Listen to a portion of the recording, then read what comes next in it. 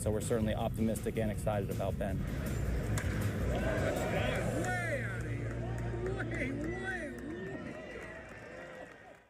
The improvement he's made defensively has really been special to watch, and I think that he's always been a good hitter. I really think that he's got a chance to really take off and catch and be offensive. You know, you're not only representing the Yankees when you're wearing the uniform, but when you're not wearing the uniforms. I like the idea of holding ourselves to a high standard, and I just think it makes everyone that much better. You know, the way you carry yourself off the field is going to translate to how you carry yourself on the field, and I think we just do a really good job of breeding, you know, gentlemen, but also competitors.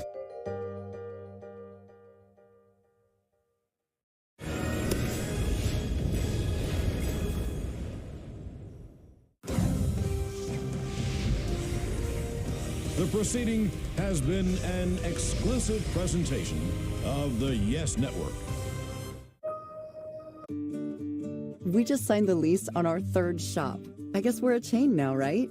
We've worked so hard to get here. My assistant went to CustomInk.com to get our new uniforms and merch with all the location names. Our custom gear helps him get our brand out into the community. He takes care of all of our Custom Ink orders.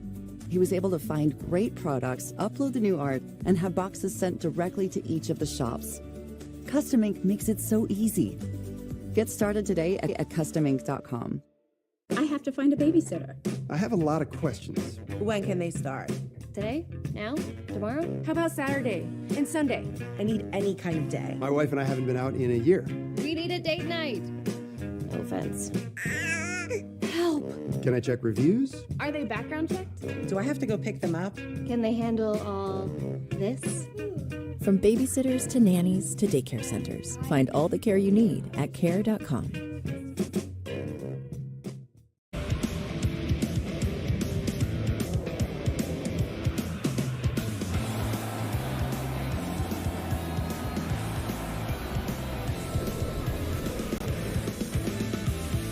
The Michael K. Show on Yes is brought to you by Untuck It. Shirts designed to be worn untucked. Shop now at untuckit.com.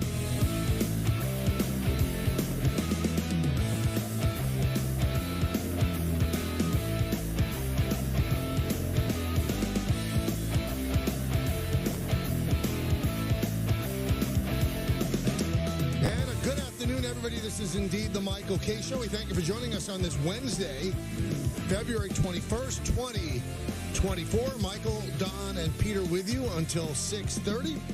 A lot of stuff to do, a lot of stuff to talk about. We start off with what could be concerning news out of Port St. Lucie. Kodai Senga throwing and felt some fatigue in his arm. He's going to be checked out by the Met people. And I'm going to be in the very positive position of being somebody to calm down Met fans' nerves. This happens in spring training. It just does. Now, it could end up being something big. In all likelihood, it's not going to be. He's your number one starter. You need him healthy. And just because, you know, they shut him down because there was some soreness or some fatigue doesn't mean it's the end of the world. It happens in spring training all the time. I wonder why it does, because obviously you're throwing before you get on the mound in spring training, but something cropped up today that concerned them, and they shut him down. But right. I don't think it's the end of the world. No, I don't know. Is it? Is it not? Obviously, when you're a Met fan, you're going to feel like, yeah, it is the end of the world, because everything seems to be the end of the world.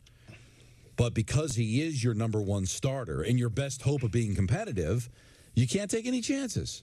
No, so shut him down. He feels a little fatigue. All right, no big deal. This is what spring training is for. This is why starting pitchers and catchers show up early, because they've got to work ahead of everybody else. That's why you've been saying over the last couple of weeks, these free agents, these Boris clients that are sitting out waiting for a contract, that think they can just show up the week before the regular season starts and be ready for the beginning of the season, are going to hurt themselves. It's progress, and because everybody cares, it doesn't fly under the radar like it might have 30 years ago, when it would have been no big deal and he would have fought through it and not told anybody about the pain, and then something would happen later on. So I'm erring on the side of it not being a big deal.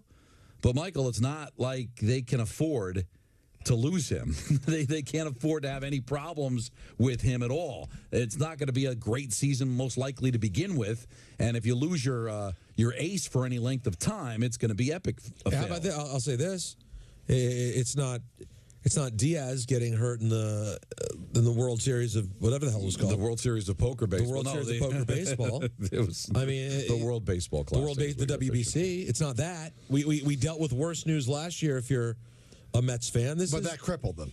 This will hurt too. He's their number one starter. But this could be so many things. We're 6 weeks That's why away. I'm saying don't even. This isn't someone crumbling on the mound. Don't fret. Don't fret. Don't cry. But you can understand a Met fan, worried because these things do happen to them and to us. So I'm not going to get mad at a Met fan for being concerned about it, but it does make me feel better that people around baseball are saying that it's no big deal. Now, I'm going to tell you this. Go ahead. And I'm going to ask you to get close to the speaker. But I really riled up Met fans, guys. Why? I didn't notice. Well, that argument that we had the other day about, my point was that the Mets' biggest advantage is the wallet of Cohen. And they have not they've taken that advantage out of play, as you mentioned, to build up for future years. Right. But this year, they've left a lot on the table that they could have done because of the money. And we never thought that was going to be an issue with Cohen. But, boy, did that really start up a hornet's nest with our good Met fans. How dare Yankee boy do that? I mean, would you like me to read some? I would like to hear it. Yes. Yeah, it's a very unhappy group of people. All right, I want to hear it. Okay, because I want to see if I could be staying too much. Eddie Wilkowski. Okay. K is one step away from AM oblivion, where no one will be able to hear his crap over the static. He's a Yankee sycophant. When's the last time he criticized them? Who cares what he says about the Mets? Okay. David Vainchecker said, I'll be curious to see if Michael K heaps praise on the Mets next offseason if and when they spend big. I mean, have I praised the Mets? Many times. Listen, I've been here with you every step of the way for the last going on 22 years. I've heard it all. Then Chris Monty says that's what K wants the Mets to do so they don't steal Soto from his boys that are petrified of a luxury tax. Chris, you're so silly. I mean, you really think I'm doing the Yankee bidding so they could sign Soto? They're afraid of the luxury tax. Do you realize, Chris, and I'm talking softly so you really get it, do you realize that they're at the top luxury tax level right now, just with the Mets. So they're not petrified of the luxury tax. It looks like Cohen might be this year. That's why you're not signing anybody that could actually help you. That's why you don't have a DH. That's why you're probably a starting pitcher short. Another person, Jeff Cohen, his logo is Mr. Met. K is just doing his job as a Yankee propaganda voice. Oh, no. No Met fans take him seriously, and many Yankee fans as well. Interesting. Jeff, how's it working out for the K-ster? Oh, why do you bother? Because it's just funny how you rile up a fan base. I have been behind the Mets so much, especially when they had Buck Showalter as manager. And I'm sorry, Don and I had a very spirited conversation about it. They are it would be like Nolan Ryan saying, "I'm not throwing my fastball. I'm just going to get you out with curves." The fastball the Mets have is Steve Cohen's wallet. They've gone away from that. It might pay off in the future. But I guess the reason, listen, Yankee fans or Met fans are going to go after you because you're the Yankee announcer. Right. I mean, the same thing would happen if Gary Cohen had a show and was critical of the Yankees. It would be he's Met boy, and the Yankee fans would all kill him. It's just it's the way of the world. Peter's right. You shouldn't let it bother you because obviously they've got an agenda. All. It bothered them. It's got an agenda. But going back to the argument we had, I believe it was on Friday. Mm-hmm. And the reason this has come up is that it got aggregated yesterday by awful announcing. So some people saw it. So maybe they didn't hear it live, and they're reading about it. And I'm sure they cherry-picked quotes, Michael, and didn't hear or replay the entire conversation. The problem I had with you and the attitude that you had on Friday was that they don't have a plan. They have a plan. You may not agree with the plan, but they have a plan. And I'm hearing Met fans complain about this, too. Cohen, why don't they spend the money? On who?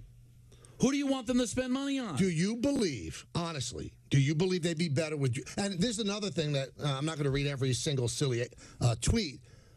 Why don't the Yankees get these people? Because the Yankees right now are... Pacoda projects them at 94 wins. They don't really need to get these people. The Mets are projected at 80 wins. But wait a minute. All right, but who cares about the PECOTA and all that stuff? But that's what these guys deal with. No, but the fact is that you're projected by the PECOTA to win 92 games, which may not win you the division, even though they have you with the most wins in the division. Sure. 92 doesn't lock you in Not at all. to anything. Certainly doesn't lock you into a championship. Your captain, Aaron Judge, believes there's going to be another move. You've said that there's still room for improvement. Sure. So I turned the mirror back on the Yankees. I was like, why aren't you going after Snell? Why aren't you going after Montgomery? There's not an urgency for it. Well, there's not an urgency. There's an urgency with the Mets. The Mets are projected not to make the playoffs. Why is there an urgency? Because they're not going to make the playoffs. Well, because their end game is to build something more tangible. This is where you get into trouble. Move. See, this is but where that's a smart move. Why can't you do both? Like the Dodgers. But the Dodgers didn't do a thing last year. But they already had a very good team. But so I'm supposed to, if I'm the Mets, spend a bunch of money. Just so I have to make the playoffs. This self-sense of urgency to be able to make the playoffs and possibly do damage to go after better free agents next year. I mean, you've admitted it makes sense to work in a budget because by just blowing up payroll, it could affect you international money, draft picks. Absolutely. So it is pretty shrewd to be fiscally responsible and not spend like a drunken sailor until it is time to do it. And they look at the free agents next year and say, that's the time to go nuts. Yeah, I could give Jordan Montgomery a 3-year contract. Do I believe he's worth the money for that 3-year contract? Is that somebody they want to be part of their rotation beyond this year? Maybe the answer from Stearns is no. Now, they could cosmetically do that to try to build some kind of fugazi run that may get them into the playoffs and may get people excited. But does it hurt them long term to now where they can't cash in on the better free agents? So they believe, and I agree with them, that they can be still competitive this year. I mean, there's talent there. You still have Lindor. They just gave Alvarez a contract. You still have Alonso, who's in a walk Alvarez year. Not done yet. It seems like they're going to get done. They're talking. That Alonso's in a walk year, so they're happening. He's going to have a beast of a season. You've got a former National League batting champion on the roster. Nimmo's an outstanding player. They believe that Beatty can turn out to be. So this whole idea that it's going to go off the rails, I'm not 100% sure. But I think the plan is that when really matters. So, and you're more than entitled to disagree with that. But this idea that he doesn't care, this idea that they're being cheap, it's all part of a plan. Just like the Yankees have a plan. The Yankees have the money to sign Blake Snell to whatever. But they realize, I don't know if it's smart to just give him whatever. Give Jordan Montgomery whatever. So they're being smart, and the Mets are trying to be smart. And they're not going to succumb to the pressure of, I got to make the playoffs this year. I think that's when franchises get in trouble, when they feel like they got to put all their eggs in one basket to impress the fans. The fans want to see this team become great for a long, sustained period of time. And I think they are willing, as long as there's a plan, that if this ends up being an off season, that's better than having the belief that you're going to win 110 games, win a World Series, and have it snatched from you like it was last year. But you don't have to do that because the Diamondbacks made the playoffs the last day at 84 wins, and they ended up going to the World Series. You don't think the Mets can get to 84 wins? They're projected to win 80. So you're telling me you can't win 4 or 5 more games than expected and sneak into the postseason? They can, but you could probably make that more of a sure thing if you actually added people. So I'll ask again. Don't you think J.D. Martinez, a one-year deal, is better than Vientos as a DH? And they still might do that. J.D. Martinez is still there. Right. And he is not a pitcher that needs a full spring training. He's a veteran. Right. Who the Dodgers signed for $10 million last year. In the same way, the Mets might be able to get him and say, all right, we'll wait, and then we'll gobble him up. We'll see. He's still out there. But what you're saying, and what I disagree with, and Met fans seem to think, I want the Mets to spend so that they can't get Soto next year. Listen, silly. I could give a crap, okay? Right. The Yankees have to do their business. If they want to keep Soto, they'll keep Soto. But my point is that you can do both. Because you say the Mets have a plan. The plan's different than it was 2 years ago. So their plan has pivoted completely in the opposite way. That's what good organizations do when things don't go well. But they didn't go terribly. They went terribly off the rails last year. As Peter said, Edwin Diaz getting hurt did not help matters. Did not help matters at all. No, I think the whole team crash mentally over it, and then they end up. But the year before, they won 101 games. Right. So they weren't a terrible team. You can actually sign a player that helps you now and still sign Soto next year. I mean, they still could sign J.D. I Martinez. don't know. But before all of this happened, I know they went after Yamamoto because as the Yankees did and the Dodgers did. And then because Yamamoto's part of the long-term plan. But anybody that's going to help them win this year, you're asking to sign a one-year contract. And players don't sign one-year contracts in December and January. They usually sign them in the 11th hour in February when they think they're not going to have a contract to sign. Then maybe they would get J.D. Martinez. My only disagreement, I agree with fundamentally everything you're saying, is that the man has $20 billion. He can do both. Now, he has already crossed the Rubicon about affecting draft picks. Everything he signs now, it's double the money. Same thing with the Yankees, same thing with the Dodgers, because they're over that fourth threshold. It doubles the money. So if you give somebody $30 million a year, you're essentially spending $60 million a year. But that's a bet they made by getting Scherzer and getting Verlander, and then they pivoted and they traded them and ate a lot of the salary and they bettered their farm system. All of that is good. Right. But to say, okay, I love the people that go, well, they're building something here, you know, so we'll sacrifice this here. Hey, everybody that says that, you could be dead next year. Don't you want to see something good this year? Oh, well, but you still could. Right, but that's a big. So Justin Turner is all of a sudden going to move the needle? It moves it more than Mark Vientos. Well, but Mark Vientos is somebody that they believe with playing time can become a good player. So when you sign these one-year contracts to a Turner or to a J.D. Martinez, now, I'm not saying that they won't do that or they couldn't do that, but does it come at the expense of, if I go out and get a third baseman for a one-year deal, now Beatty doesn't play. Maybe they want Beatty to play to see, am I going to have to go find a third baseman, or do I already have a affordable third baseman that with playing time can blossom into a really good player? Isn't it less Vientos was thrown to the wolves last year. You'd have to admit that. Well, so was Beatty. You know, and now with a whole season with less pressure to say, all right, go out there and prove to me that you could be a long-term answer to the team. Isn't that better than signing a one-year contract? Now my future star doesn't play. I gotta hit the pause button. Sometimes you have to believe what a player shows you, because Alvarez thrown to the Wolves and he did great. Well, not right away. But they threw him to the Wolves in that the whole playoff year. Run. Right, and I don't know. The playoff run was, I mean, that was, he was a baby then. Right. Last year he did very well. But last year he did, yeah, he certainly did very well. Because, but what if the year before was last year? And Alvarez got called up at the end of the season, went 0 for 8 with 7 strikeouts. Right. Didn't do anything. And they go, oh, we need a catcher. Sign a catcher to a one-year deal. And instead of Alvarez blossoming like he did last year, he sits and watches a veteran take his position for the 1 year. They're hoping that maybe a full season with Beatty. But Beatty had a full season, and he went down and didn't perform well. Yeah, and there's an issue there. I agree. But you don't think Vientos, maybe with a full year, can blossom into a nice player? Well, you know, I don't know. Maybe he will, maybe he won't. That's what they're betting on. That's what they're betting on. But let me ask you just straight out: Are you content with this Met team? Are you content with you? Are you excited about this season? Well, listen, there's a bunch of different. I'm excited about the long-term prospects of the team, and it certainly has come at the expense of my excitement in 2024. Right. But if the alternative is they plug in a bunch of one-year deals, now I've got a chance of having an exciting season. But now I'm not sure that 2025 is going to be special. I'd rather do it this way.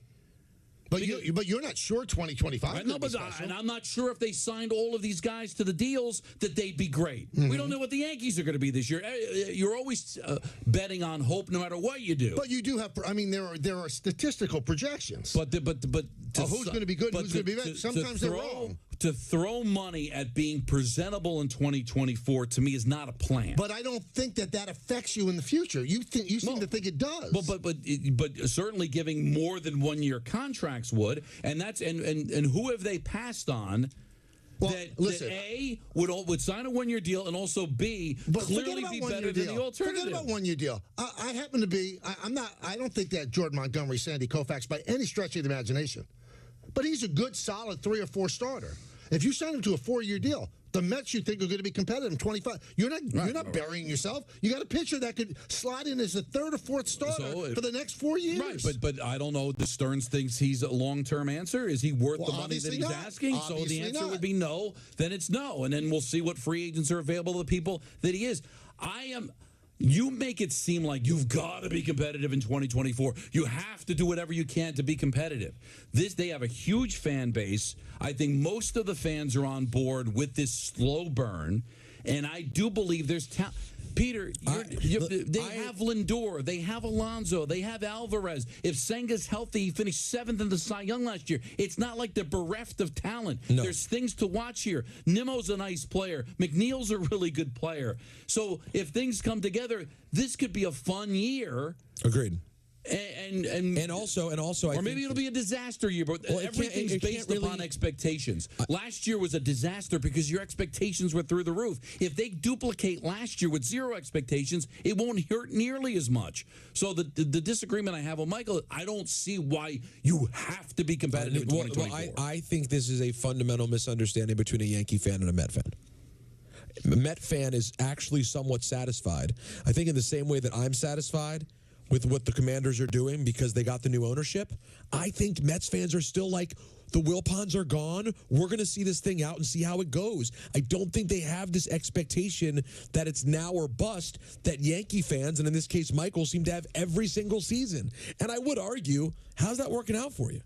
Is having those expectations every year that we need to make moves and go out and grabs, has it led to a championship any sooner? It's led to you being over 500 for 35 straight years. That's a big deal. But has that made the fans listen, the fans, as we know, are irrational. But there are some Met fans, and one of them called in the other day, that can't be thrown with this because they thought that when Cohen was here, he was going to be Steinbrenner Jr., and he was going to do everything that George did and spend and spend and spend. And he did for a while. And he did. And it didn't work out. They fired Buck Showalter. They brought in a new GM. And now they're going in a whole different direction. That does not accentuate his money. But let me explain something to you, because we've got a team in our town that kind of went through what you're hoping the Mets will do this year. And that's the New York Giants. Now, it wasn't from spending a ton of money, but they ended up having that great year unexpectedly in 2022 when 9-7-1 won a playoff game on the road. It ended up being just a flare and part of the process of what they were trying to go through. But then what ended up happening? Well, now you got to give Daniel Jones a big contract. He helped us go to the playoffs. So sometimes when you put your eggs in the one basket for the one season, then what did you do? Then now that guy that you signed to a one-year contract, well, you got to bring him back. Peter, you got to bring, if you sign J.D. Martinez to a one-year contract and he bats .350 and hits 35 home runs, well, you got to bring him back. We went to the playoffs with him last year. So you see sometimes those Fugazi runs end up being fool's gold. You have your plan, and we'll see if it ends up working. And as this free agent, you've got Cohen with billions of dollars spilling out of his pocket at a flea market. I'd rather have that money spilling out of his pocket at Nordstrom's. And that's what next year's free agency class is. Let's go to the phone, see what you think. Let's go to Lovell in Lavelle in Yonkers. I'm sorry, Lavelle. How you doing? It's Lavelle. Listen, Michael, I'm a Yankee fan, but most importantly, I'm Carmi. I'm a Michael K fan, all right? But I got to be honest. Ever since that day that they traded Scherzer, and you were going on this tear about how, Steve Cohen, I thought he was so rich, it was kind of embarrassing to me as a fan of yours. Because it just seemed like you were, a little jealous of the move. Because think about it. That's a boss rich guy move, to say this team isn't working. I'm going to go ahead and trade it. I'm going to fill back up my – no other owner would eat that money. Hal Steinbrenner would not have eaten that money.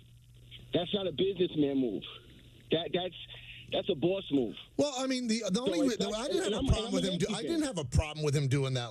Level. I said you disagreed with I disagreed because you're giving up on the season. I don't believe in giving up on seasons. I just don't. But, I mean, I have no problem with him doing it. It was a big-time move. I'm going to eat all this money to make my farm system better. Now, a lot of owners can't do that. Now we get into the fundamental disagreement that we're having here.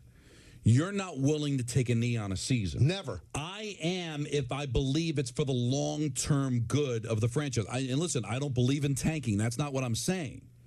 I want to be competitive every year. But they essentially tanked when they made those moves. Now, it wouldn't have worked out anyway because they ended up both getting hurt. But that you were tanked. No, but I think sometimes the final 2 months of the season you tanked. But it wasn't strategic like we were doing it for a draft pick. They looked at it and say, "Is this going to result into anything?" And they ended up being right. And then the objective was to be able to replenish their farm system, which was an objective of Cohen when he bought the team.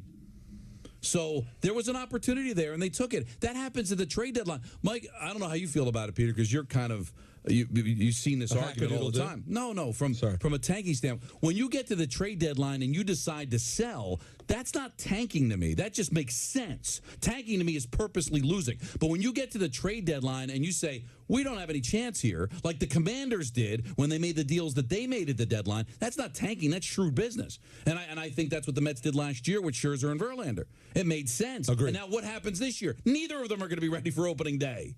It ended up being the right move. It did. But that's where because you're the Yankee guy that believes every season you need to finish above 500 and have a chance to win. But I want to be the Yankee someday. I want to be able to be good for years. And sometimes you've got to look at it and say, all right, we got to do a slow burn here to get there and not just throw a bunch of money around into maybe what could end up being bad contracts to hurt our future plans. Phil Sanchez writes, born and raised in Queens, been a Mets fan my whole life. I have never been less excited for a season. I would actually be more excited if they did a full rebuild. They're wasting the best years of Lindor, Alonso, and Nimmo. Well, Alonso, what are they going to do with him? Or what do you care about the best years of Alonso? If he walks in free agency and you don't re-sign him, what does it matter? Right. Yeah, the Alonso part doesn't matter at this point. But have those guys complained? You have 8 more years. Well, They're not going to complain. What do you mean they're not going to complain? Athletes complain all the time. But Lindor is really close with Cohen and his wife. He's not going to complain.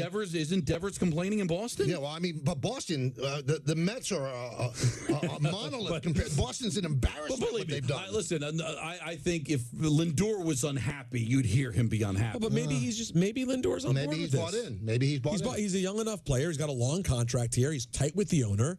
He maybe and to Don's point, thinks they can be a somewhat competitive team this year. Who knows? I said this a million times, I know. Did anybody have the Orioles pegged for 100 games last year? You just don't know what's going to happen in a given season. Listen, I hate that they fired Showalter. I thought it was not necessary.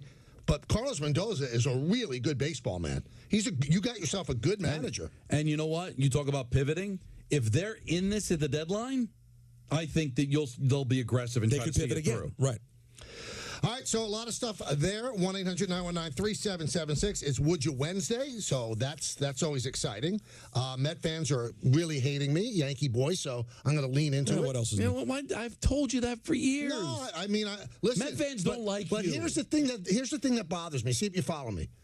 I say these things totally what I think is objective. This is how I feel. I know that. And the Met fans also, I didn't read that stuff. He never rips the Yankees. Really? You should be on the other end of phone calls when I rip the Yankees. Right. I rip the Yankees an awful lot for people that actually, it's somebody who's the voice of the Yankees for 32 years. So you're all a bunch of creeps, okay? Every single one of you that thinks that. You don't have ears, you don't have brains, you don't know what you're talking about. I kill everybody. Equal opportunity slayer. You know what this is, Peter?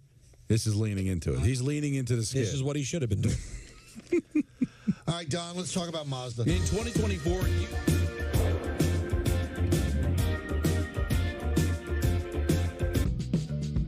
See everything your restaurant can do with tools from Square. Get a POS that connects to a KDS so you can handle orders ASAP. Reach more customers with online ordering and QR codes. Use pocket-sized hardware so you can turn tables faster. And get one account for everything so you can take care of it all and take it easy, too. Get your all-in-one restaurant system and sign up at square.com today. With ButcherBox, you never have to worry about what's for dinner. We deliver grass-fed beef, organic, free-range chicken, humanely raised pork, wild-caught seafood, and so much more. Get high-quality meat, sourced from trusted partners, with free shipping, always. So you can always be prepared and enjoy the important things. Sign up for ButcherBox today. I won the lottery with Jack Pocket. Press the button to order lottery tickets. It's that easy. You know, that really happened. I was in the bathtub and I was like, oh my God, I got to put my numbers in. And I grabbed my phone and my phone started exploding with texts and emails from Jack Pocket telling me I won big.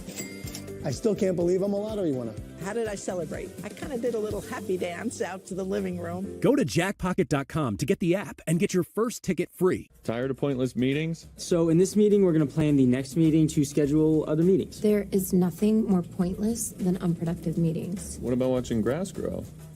Nope. What about pushing the crosswalk button repeatedly? Nope. What about bringing sand to the beach? Nope. Thanks to ClickUp, now all of our communication and work is in one place. It allows our team to collaborate remotely and finish projects faster. ClickUp, all your work in one place. Never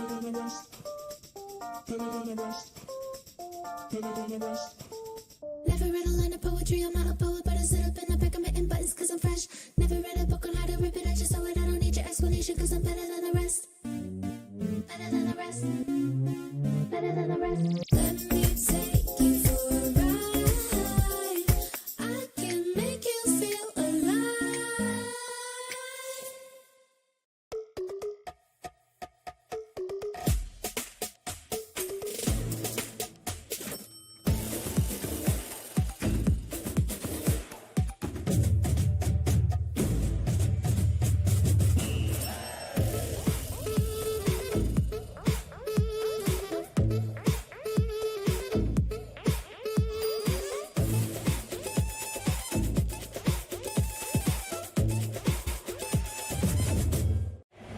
Boost your streaming experience with live stats on the Yes app. Real-time features like player stats, game leaders, and play-by-play are available now on phones, tablets, and now on connected TVs. Live stats while you stream, now on the Yes app. The prologue of things to come. The all-new, all-electric Prologue from Honda. What's the next chapter? That's the real question. With Fidelity Income Planning, a dedicated advisor can help you grow and protect your wealth, even when you're not working. They'll look at your full financial picture and help you create a flexible strategy designed to balance growth potential and guaranteed income, so you can stop worrying about the future and enjoy the life you've created. That's the planning effect from Fidelity. Welcome to Win Reality. Experience unlimited at-bats from home any season, anytime. See game speed pitches from more than 600 pitchers. Get ready for game time with game simulations. Face your friends in live competitions. And train like the pros with expert drills and metrics to track your progress. So when your moment comes, you'll be ready. Win Reality. Baseball uncaged. When I hit 80, I needed help around the home. A friend of mine told me to call Freedom Care, and they'll pay my granddaughter to take care of me. Funded by Medicaid, Freedom Care allows people to choose who provides their care, and the caregiver gets paid instantly after their shift. Life is sweeter with her around. Nanny gave me so much joy as a child. Now it's my turn to return the love. Call now to find out benefits and pay, and how fast you can get started.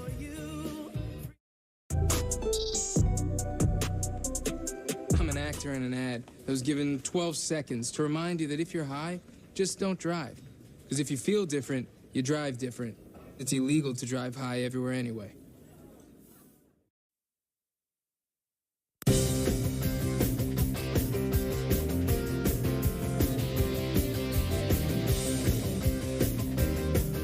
Welcome back to the show. 1-800-919-3776 is Michael, Don, and Peter until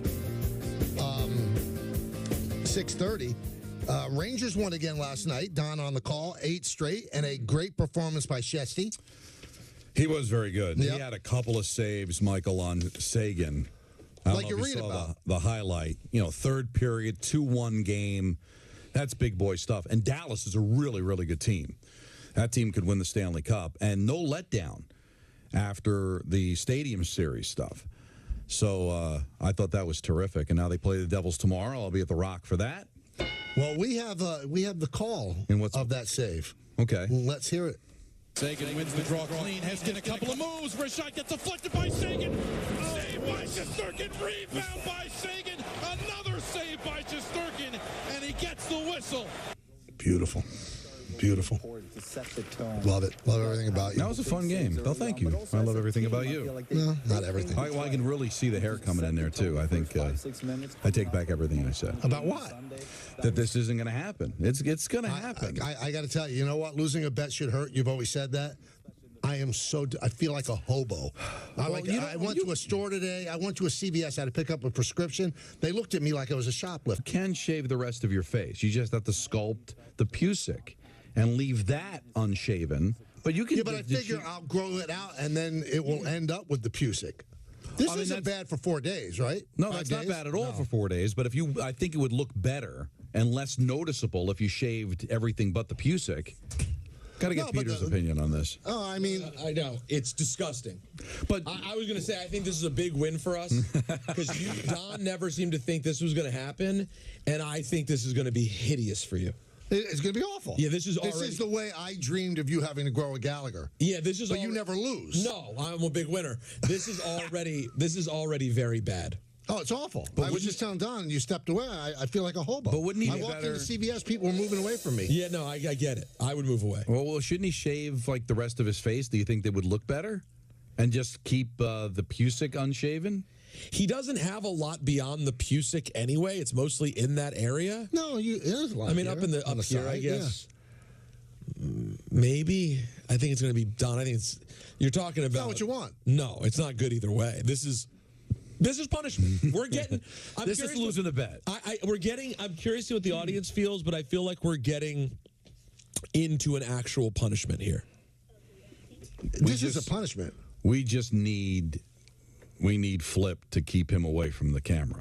We don't need some emergency. Well, the first game. Well, if they end up signing Snell, there might be an emergency hot stove. Well, then we have to have a conversation with Flip on the air that he's going to have to allow you to look that way during the broadcast. And we have we have our first game is Sunday, but we don't do on cameras for spring training games, so that's not a concern. And can't you font it?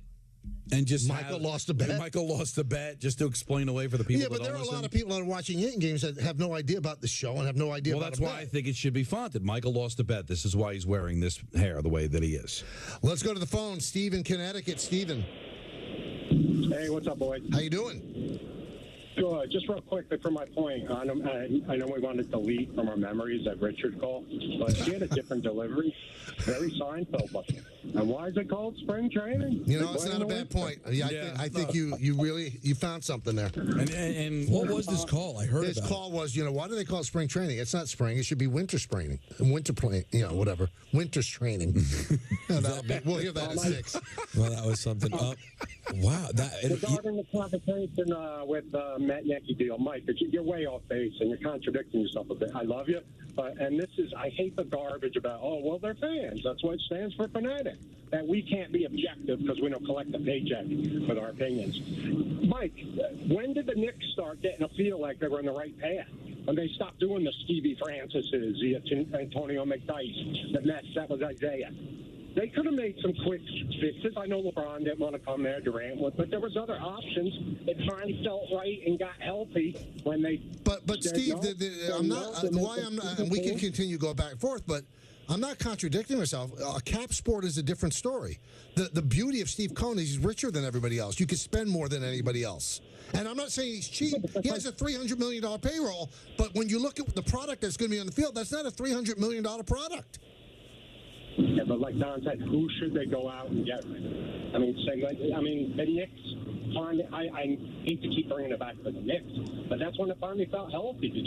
For you to say, get someone to take a knee on a season. Sometimes no one takes a knee on a season except teams that totally tank. But there's Are you a Met fan, Steve?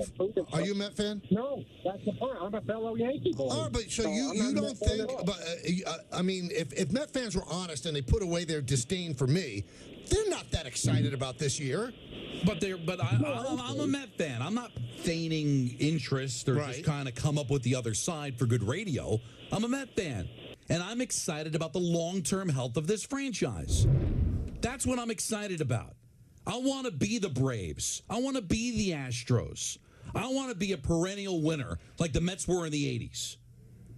And just because Steve Cohen's got money doesn't guarantee anything. The Orioles had money back in the 90s. What did it get them? A bunch of 90-plus win seasons and not even a World Series appearance. The Dodgers, all the money that they've spent, one Fugazi COVID championship since 1988. All right? I would like to be able to not just it be about money, but having prospects and sustain injuries and be able to survive because I can call guys up that can rake just like the guys that were starting but the Dodgers, and be in that position. Dodgers finish first every year. That's not I mean, they're not Yankee fans. They're pretty happy with that. They want to win a championship. No, but when you build something sustainable, right. you can finish first every year. But they also have, they had great prospects and they had a farm system. I mean, you want to be able to build it up. The Wilpons left Cohen with very little. And he spent right away thinking like you, well, I got to make a splash. So let's give Scherzer money. Let's give Lindor money. Let's give Verlander money. It didn't work. And now he's brought in a good baseball person, and now they can kind of build. And I was just thinking about it during the break.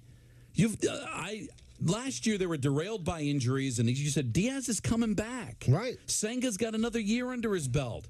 I mean, you've got a potential all-star at catcher. You've got an all-star at first. You've got a potential all-star at second. You've got a perennial all-star at shortstop. You just gave money to your center fielder. They're not. Do they have a championship caliber team? No. But why can't I go in there and look at a team that could finish above 500 with 3 wild cards, be alive in September? Let's go to David in Little Falls. It's too late. Hey, David. Good afternoon, fellas. How you doing? Doing good. Mike, I want to agree with you. I'm a frustrated Met fan, and I know Don's a good fan. But, Don, we're tired of just being content hanging around. When our new owner came in, we were all fired up to win now. 3 to 5 year plan. And now we're told, no. We're going to change, move the goalposts. We got to slow this thing down. And it's frustrating. And I'm tired of being close and no cigar. Who do you want? The 2000 playing. Who have they missed out on? Who did you want to see them sign? Don, I just want to win. So do I. But I also want to win and win and win some more. I mean, who do you want to sign that was going to instantly make them a contender for a championship this offseason? They tried to go after Yamamoto. It didn't work out. They had no shot at Ohtani. So who? I mean, you want to win. They actually spent money. It didn't work.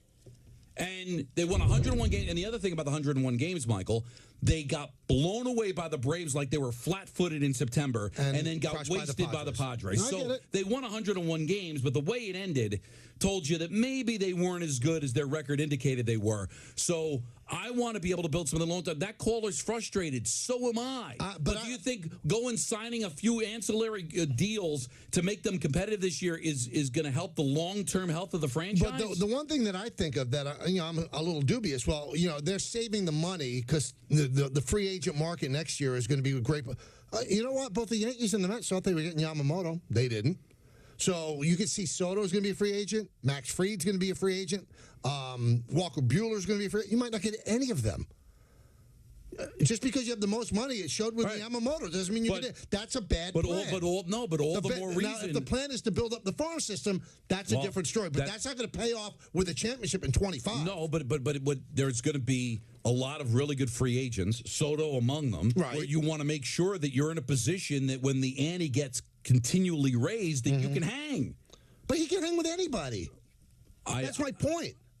I understand that, but swings it around. So that's the only way I could be competitive. Have a $400 million payroll, outspend everybody else. Why can't I put together a really good baseball team that makes shrewd moves and actually builds a farm system and it doesn't have to spend money on top of money? Well, so I can only buy my championships. That's the only way. It's funny how the other sports, all of them very successful, all of them very popular, have a salary cap where you need a shrewd general manager and make the right decisions. But baseball, I can just go to the MLB store, buy all my best players and win a championship. Like, that's the only way to do it? That's what the Dodgers did this offseason. They went to the store. Yeah, but they got all the best players. With all the money that they had, what did they spend any money last year? No. JD Martinez, that was it. Why? So even with all their because they wanted to reset, but the Mets aren't resetting. The Dodgers got under the threshold. That allowed them to do what they wanted to do. The Mets haven't reset because they're being weighed down by paying Verlander and Scherzer's salaries. And they don't want to be weighed down any further unless there's a really good deal that can come along that's 1 year. Are they going to reset next year, or are they going to spend and go over the cap? Well, then we're going to see, but I'm sure. But 2025 seems to be where they're at. Let's go to John in Kansas City. John. There, Michael. Thanks for taking the call. You got I'm it. a Mets fan who just happens to be out here in Kansas City. But my question is, I see both points of view from you and Don. They're both very good points of view, but is the canary in the coal mine really going to be Pete Alonso here and how they're pursuing him this year? Because it seems right now that with David Stearns not really having talked to him very much, I'm wondering if they're not going to pursue him that hard and there's a good chance that he goes in free agency, then what really is the level of competition that the Mets are going to be putting forward in 2025? I mean, well, but I think, I mean, to just defend the other side, if you lose Pete Alonso, you probably spend whatever you have to spend to get Soto or another great free agent that's out there. I just think that what they've done, and let's see if it pays off. Interesting strategy, Cotton. Let's see if it works out. They have decided we're going to be fiscally responsible. Good for them. But as I said, you're taking away Nolan Ryan's fastball. So there's a certain amount of money you want to pay Pete Alonso. Right. And that's it. And then after that, you move on, like the Yankees did with Snell. We offered you this. You want more? We're out. We're out. Right. So if you're going to be fiscally responsible, that means across the board. Are you going to be fiscally responsible for everybody? You weren't fiscally responsible with Scherzer and Verlander. No, that you was weren't. Crazy. Right. So then that was a mistake, and they pivoted. I don't know why you always feel, Michael, when you make a mistake that the only option is to double down. Why can't you admit you made a mistake and move on and do something different? And obviously, there's something not to like about Pete Alonso that they don't want to sit there and give him $50 million a year. Okay. And I just because I happen to be a billionaire doesn't mean I have to pay the billionaire tax and overpay for everybody. I don't think Pete Alonso's worth $50 million a year. But I'm not even sure he's worth 40. You do. He's not. He's not going to get it. But you do realize that it's Cohen that moved the goal lines. By blowing past 37, 38, 39, 40, 41, 42, and gave Scherzer 43.5, and the same thing to Verlander. So you have, I mean, if you look at his payroll, he's not cheap at all. I'm not saying he's cheap. He's over $300 million. But you got to be honest with you, this is not a $300 million team. You look at the Dodgers, that's a $300 million team. Again, I don't understand. So you make a mistake. That means you have to continue to make the same mistake. That was also before Stearns. Right. And now Stearns probably comes in and can be his conscience and say, listen, Steve, that was a mistake. If I were here, I would have advised you not to get Verlander and Scherzer. Probably what he said. So isn't that smart rather than to continue to die by the sins you committed a couple of years ago? I think David Stearns is smart. David Stearns is smart. I think he was really short-sighted, not even talking to Showalter. That showed me a little bit of a dent in the armor. And he never won anything in Milwaukee. I know he had a low payroll, and they made the playoffs, never won anything. So let's see him win something. Because now, you know, like Andrew Friedman, he was with the Tampa Bay Rays. And when he went to the Dodgers, he brought along all the smarts from the Rays and spent a lot of money. Let's see if Stearns could do both. Because it seems like he's running the Mets fiscally responsibly like he had to for Mark Attanasio with the Brewers. That's not you don't have to do that with the Mets because of Steve Cohen. I've got a question to ask you on this topic. Okay. When we come back. It's would you? So you want to save it till 4? Or? Yes. Okay. It's worth saving till 4. Just remind me because I'll forget. All right. Make your move and rise up to Mazda from Beirut.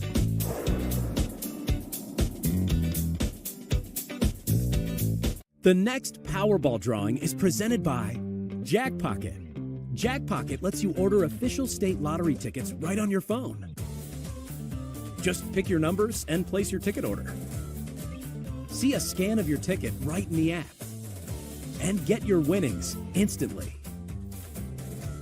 Go to jackpocket.com to get the app and get your first ticket free. Jackpocket, America's #1 lottery app. For us, our expectations don't change. I just believe in this team a lot. This is a team that has a lot of good players. This group gets to tell their own story.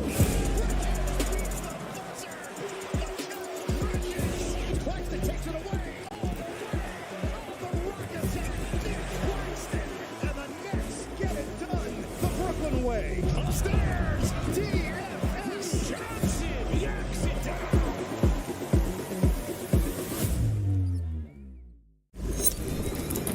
Get ready for the British Basketball League. 10 teams, one electrifying league. Oh my, look at this.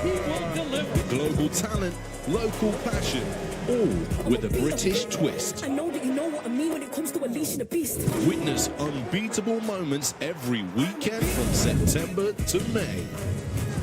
The British Basketball League. Win the next big jackpot. Sign up now and we'll match your first deposit up to $1,000 in casino bonus funds only at GoldenNuggetCasino.com. If you watch Yes Network on TV, then you get the Yes app for free. Download the app to stream the Nets and experience the game in a whole new way. With a live stat overlay to track your favorite players. Free-to-play gaming with big cash prizes. And earn and redeem rewards for gift cards and gear. So remember, if you get Yes on TV, then you get the Yes app for free. Download now. Half of young adults are at risk of hearing damage from loud sounds. So why is this happening? We know not to bake in the sun for hours. We buckle up to save lives. And we know that smoking kills. We take common sense steps for our health every day. Let's make hearing part of it. Love your ears. Learn more at hearinghealthfoundation.org. Keep listening. Nothing comes close to this place in the morning.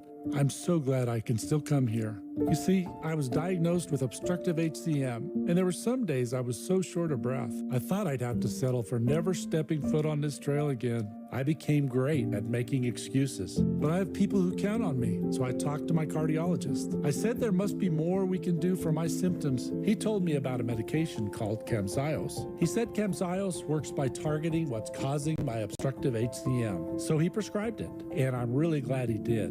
Camzyos is used to treat adults with symptomatic obstructive HCM. Camzyos may improve your symptoms and your ability to be active. Camzyos may cause serious side effects, including heart failure that can lead to death, a risk that's increased if you develop a serious infection or irregular heartbeat or when taking certain other medicines. So do not stop, start, or change medicines or the dose without telling your healthcare provider. You must have echocardiograms before and during treatment. Seek help if you experience new or worsening symptoms of heart failure. Because of this risk, Camzyos is only available through a restricted program. Before taking Camzyos, tell your doctor about all of your medical conditions, including current or planned pregnancy. Today with Camzyos, I don't lose my breath as often. My symptoms have improved, helping me go from expecting less to experiencing more. My name is Mike, and this is my Camzyos moment. Call your cardiologist today and see if a Camzyos moment may be in your future too. Hungry Root is here, and I needed it because my fridge is super empty. I'm gonna open the box. That's the exciting part. Hungry Root came through. And my refrigerator is packed.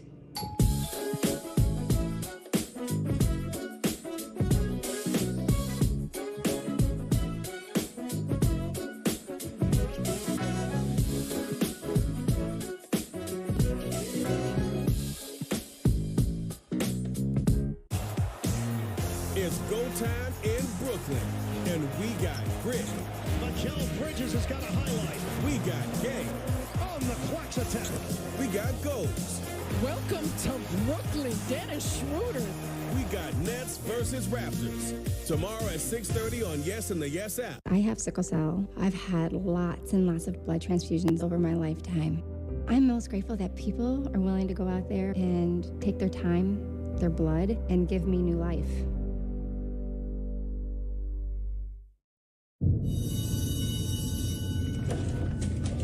You're so stupid.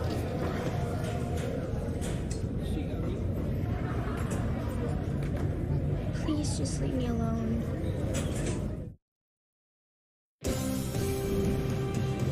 Your attention, please, ladies and gentlemen. You're watching Yes.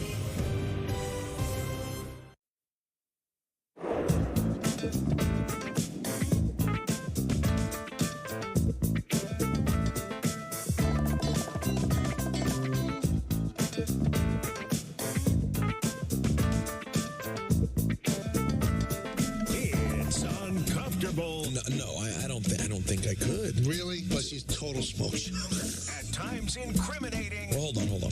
Let's Let's not be rash. Let's not be Don. Hold on, we don't answer yet. And a Michael K. Show favorite. Michael, you're such a child. It's the Would Ya Game. We play it off the air all the time. The Would You Game. All right. Did you know that Would You Wednesday on 98.7 ESPN is driven by Ramsey Mazda?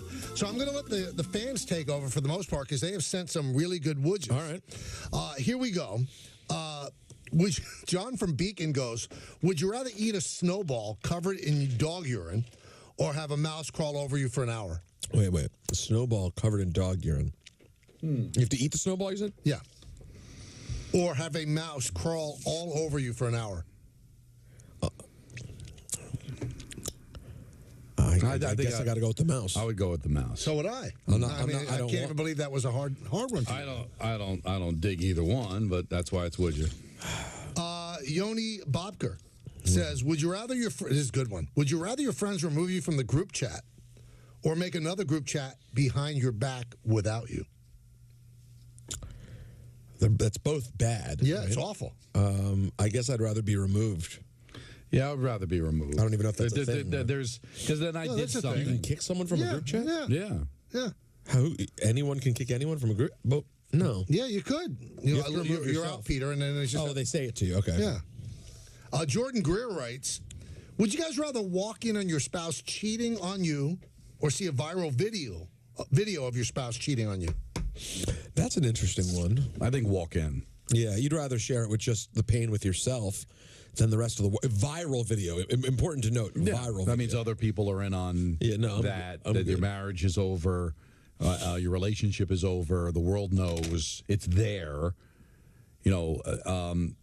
And then there's confirmation too, right? Because then if you really are in love and just trying to find any excuse, well, maybe the video isn't real. Walking in, there's immediate closure, and you could deal with it right there on the spot, right? Yeah. And do you think you'd kill the guy? Well, here's the thing. Beat him to a pulp? He's thought about this a lot. Now, I don't know if I ever told you about this arrangement that me and John Stark made back in the day. No. Well, it was more him than me. So it's not a marriage. It's he was saying that let's say this is when we were we weren't married, we were dating. It's like what would you do? If John's girlfriend came to me and said, listen, I really want to be with you. I love John, but I really need to sleep with you. Mm-hmm. John's plan was that I tell John. John lets me sleep with her. And then, he hides in the closet, jumps out, and go, we're done, we're through. Because he's going to break up with her anyway once I tell him that she said that to me. Why not let me have a little fun? It's probably the brightest thing John's ever said. But what's strong? But what this all comes down to is, why is it the guy's fault? It's her fault. She's cheating on me. They're both just the guy's just looking to break off a piece. Yeah, the married person, I think, the married person's always the worst. Now, if it's a friend of mine, if it's John somebody Stark. that knew that, then that's a different story. But if my significant other just picks up a random guy, why is it the guy's fault? He might not even know the situation. He might not even know that she's married or with somebody. Now, this is from our good friend who listens to every second of the show. I wish he had a meter, Steve Brzezinski. Oh, and it's a good one. Mm-hmm. Would you rather be stuck in an elevator with the most annoying person ever for a few hours waiting for help to arrive? Steve Brzezinski. No, I'm just kidding. Keep going. Peter said that, but or would you rather be stuck in the worst traffic during the summer with no functioning air conditioning in your car? Stuck in an elevator with the worst person in the world, or stuck in the traffic with no AC? Right. I'm going traffic and AC. Yeah, I agree. Sweltering hot. I get it. Sweltering, it would kill a dog. I know, but if literally I had my dog with me, then I'd go to the elevator. But if it's me alone, I'd suffer through the heat, right, rather than suffer through. And also, I don't know what you call this. It's not claustrophobia, but sometimes I get anxiety when I can't control, leaving someplace. Well, in traffic, you can't. No, I can get out of the car. Worst case, you get out of the car. If I have a panic attack, I can get out of the car. I can walk up and full Michael Douglas falling down. But in the elevator, I'm not going with anywhere. Those glasses he showed We're us, stuck. That's him. Yeah. That's always been my problem with the plane. I'm not afraid to fly. It's just that if we're in the middle over the Atlantic Ocean, I can't say, all right, it's time. I want to go now. Right. I can always pull a bus over, right, or a car, or even the train's going to have a stop at some point. All right, so it's kind of forming into a new thing, would you? And this is a good one from Robert Mazzocchi. Who would you rather be, guys? Derek Jeter or George Clooney? George Clooney, easy. I'd rather be an actor than a Yankee.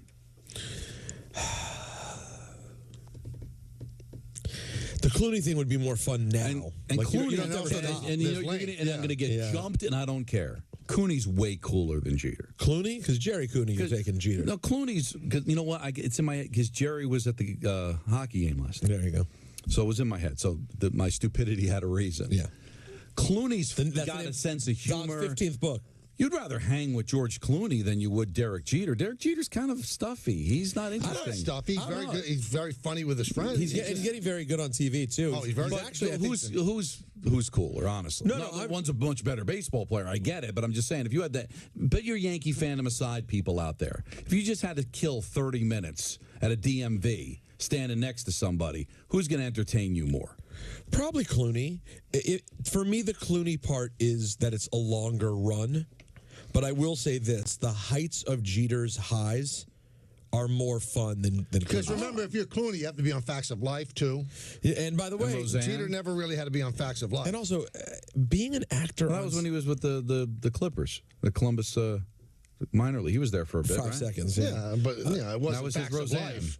No, but there was nothing wrong. You hang with Blair. Yeah, but by the way, being and Tootie. I'd hang with Tootie, all right. But here's the thing: but being on and Nat, being on set of films, it's not nearly as fun as playing a sport. But there's a lot of practice and working out.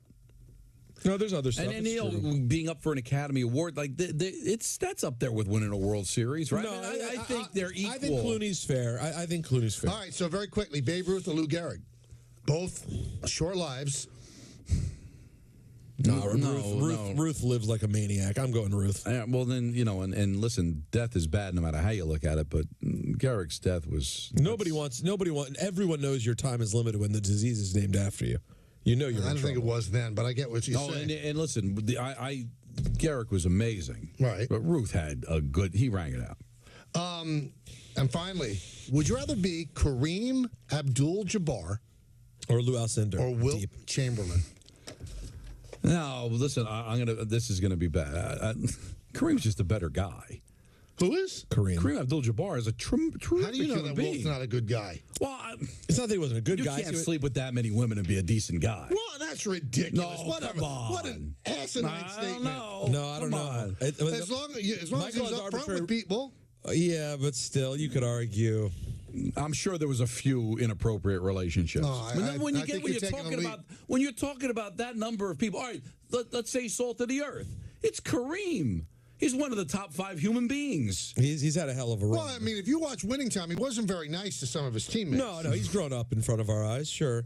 And Kareem had a longer run. Yeah. He's still, still with us. I am worried about him. He's starting to get pretty old, though. Yeah, well, that's usually happens when you get old. That's the thing about getting old. Yeah. But you know what, though? I'd rather laugh with the sinners than cry with the saints. I go Wilt. Wow. Yeah, knock him, slay him down and smack him. I got to tell you, just staring at him while he was talking. Yeah, you nailed it with the pivot. You really have. Yeah. He's pejorative with his old school thing. I think just overall pivot, and I think it's a good look. I told you what my savage father said, didn't I? I don't know if you told the people on the air. No, that my dad was like, "Oh, the glasses, they look great. I love it. I love it. They look so good. It takes the attention away from your big bald head." You don't have a big bald head. You have a bald head, but it's not big. I know, but it's my dad. I think has an insecurity about my baldness, so this makes him feel better. He has an insecurity about your baldness. You seem like you embraced it. I don't care about the baldness at all. I think he was insecure when he went bald. But he's not as bald as you. No. But your brother's not bald. My brother's cue ball. Oh, is he? Yeah, bald as can be. I guess he left no impression. And by the way, good or bad? Yeah, I guess not. Bad or good news? I found out I'm blind as a bat today. So we'll get into that in a moment. That's Would You Wednesday, driven by Ramsey Mazda. Sponsored? It's the experience of driving a new Mazda and buying a new Mazda from Ramsey Mazda. Choose wisely. Choose Ramsey Mazda. Don has a question to ask me when we come back, so I'm reminding him right now. We'll take more of your phone calls as well. But first, Don has to, not Don, but it's Peter, actually, who is thinking about that great movie with Vince Vaughn. And Dodgeball. Yeah. Hey, New York's Peter.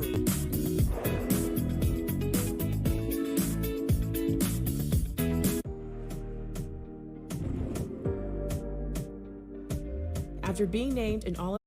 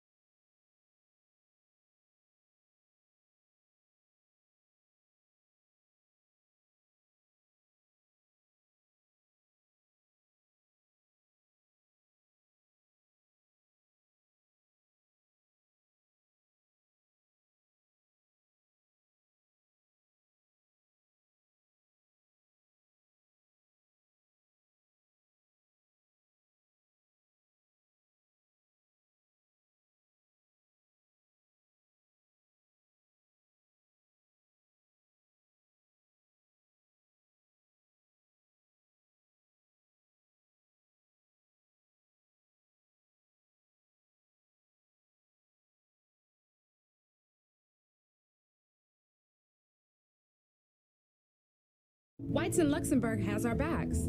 Call Whites in Luxembourg today. Call 1-888-411-LAWS. That's 1-888-411-LAWS. Welcome to Win Reality. Experience unlimited at-bats from home any season, anytime.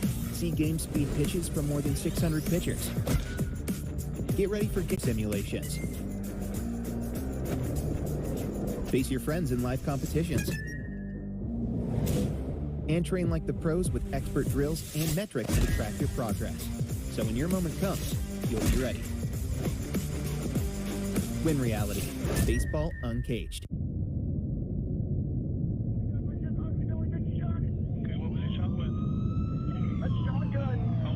Some of us that his dad kept the gun in his closet and always talked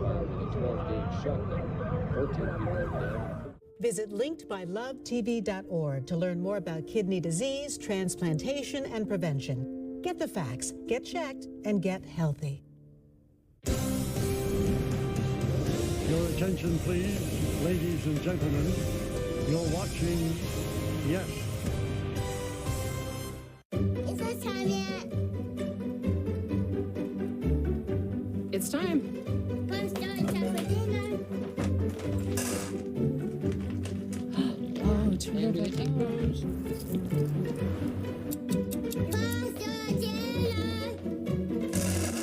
Donating pet food is one of the many ways you can help families in your community. Pets and people belong together. Learn more at petsandpeopletogether.org. Listening back to it, that was strong, and I'd like to take the time right now to double down because I feel just like that. Do it. Clown faces. About time, Michael. This is what I've been waiting for. All right, Don, what was your question? All right, you were talking about Stearns, and he hadn't won in Milwaukee, but I believe that this is the way of the world with the analytics and how teams are built. If Brian Cashman was hired to be the Mets general manager, would he be doing anything differently? I don't know. I think, you actually brought up a good point earlier. I've been indoctrinated with the Yankee way for my whole life. So I think Brian Cashman would go there and try to win every single year. I think he tried to build something sustainable. That's what he's tried to do with the Yankees. He's never, and for the most part, other than last year, next man up worked out. He's never had to rebuild teams. Yes, he did. Well, when he traded Chapman and Miller, he rebuilt. All right, but he still had. But the team was competitive. You're right. They were competitive because they were able to call up Aaron Judge at the time. Sanchez, who was a highly touted prospect and actually had a very good close to the 2016 season and the beginning of 2017. But if Brian had taken over as the Mets general manager, if the Yankees let him go last year and the Mets gobbled him up, I don't know if he'd be doing anything different. Because you want to rebuild the farm system, which is starting to build. I mean, I'm getting tweets from people saying it's already in the middle of the pack now, and it's starting to build and getting better. That, I don't know, the one thing Brian Cashman doesn't usually do, Michael, is give any amount of money more than he believes somebody is worth. That's kind of his staple. So I don't know if he'd go out there and hold his nose and sign people unless he was under an edict from management to do it. Like you saw what happened in 2009. I don't think he wanted to sign Mark Teixeira. Well, he did.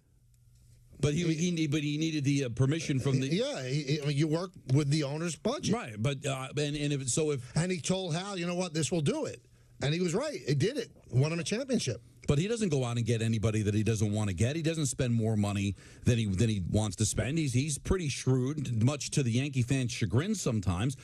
So you can kill Stearns for maybe being inadequate doing it this way because he's coming from the small market mentality in Milwaukee. I think he's coming from the analytic mentality that most baseball people have, led by guys like Brian Cashman. I don't think it would be much different. I get it. And we've always had that debate. Does Brian really want to be the GM of the Kansas City Royals to see how smart he is? Right.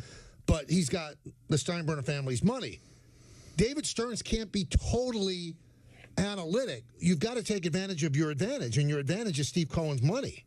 You got to be able to do that. The Dodgers do it with the Guggenheim money. Now, I look at the Met payroll right now, and you know where it went wrong? And I'm going to talk about a player that I really like, and I think he's excellent. Mm-hmm. They went off the rails giving Lindor that Of course money. they did. He's not worth $34 million. If he was a free agent today, he would not get $34 million and that a was year. pre-Stearns, and I'm sure if Stearns was here, he probably would say, do we really want to bid against ourselves and give this guy And they bid against themselves. Right. They should have let him play that year and then let him go to the free agent market. Exactly. They got him for 8 more years. 8 more years at $34 million a year. So some of the mistakes that Cohen made in his excitement of building a team right away, it's haunting them right now. But I'm going to spin it as a positive, even though you're 100% correct, is that, well, they now have an all-star shortstop. Right. That is going to be here, hopefully, when this team turns the corner, which I think can be next year, that you still have a shortstop in his prime. The question's going to be about Pete Alonso. Like, what do they do? Like the caller had before, like, well, why don't they spend for him? I don't know if they want to because, again, you don't even think he's worth $40 million. That's what he's going to be asking for. And will Cohen go a little bit over just because he's an original Met? Or will they just stick to their guns?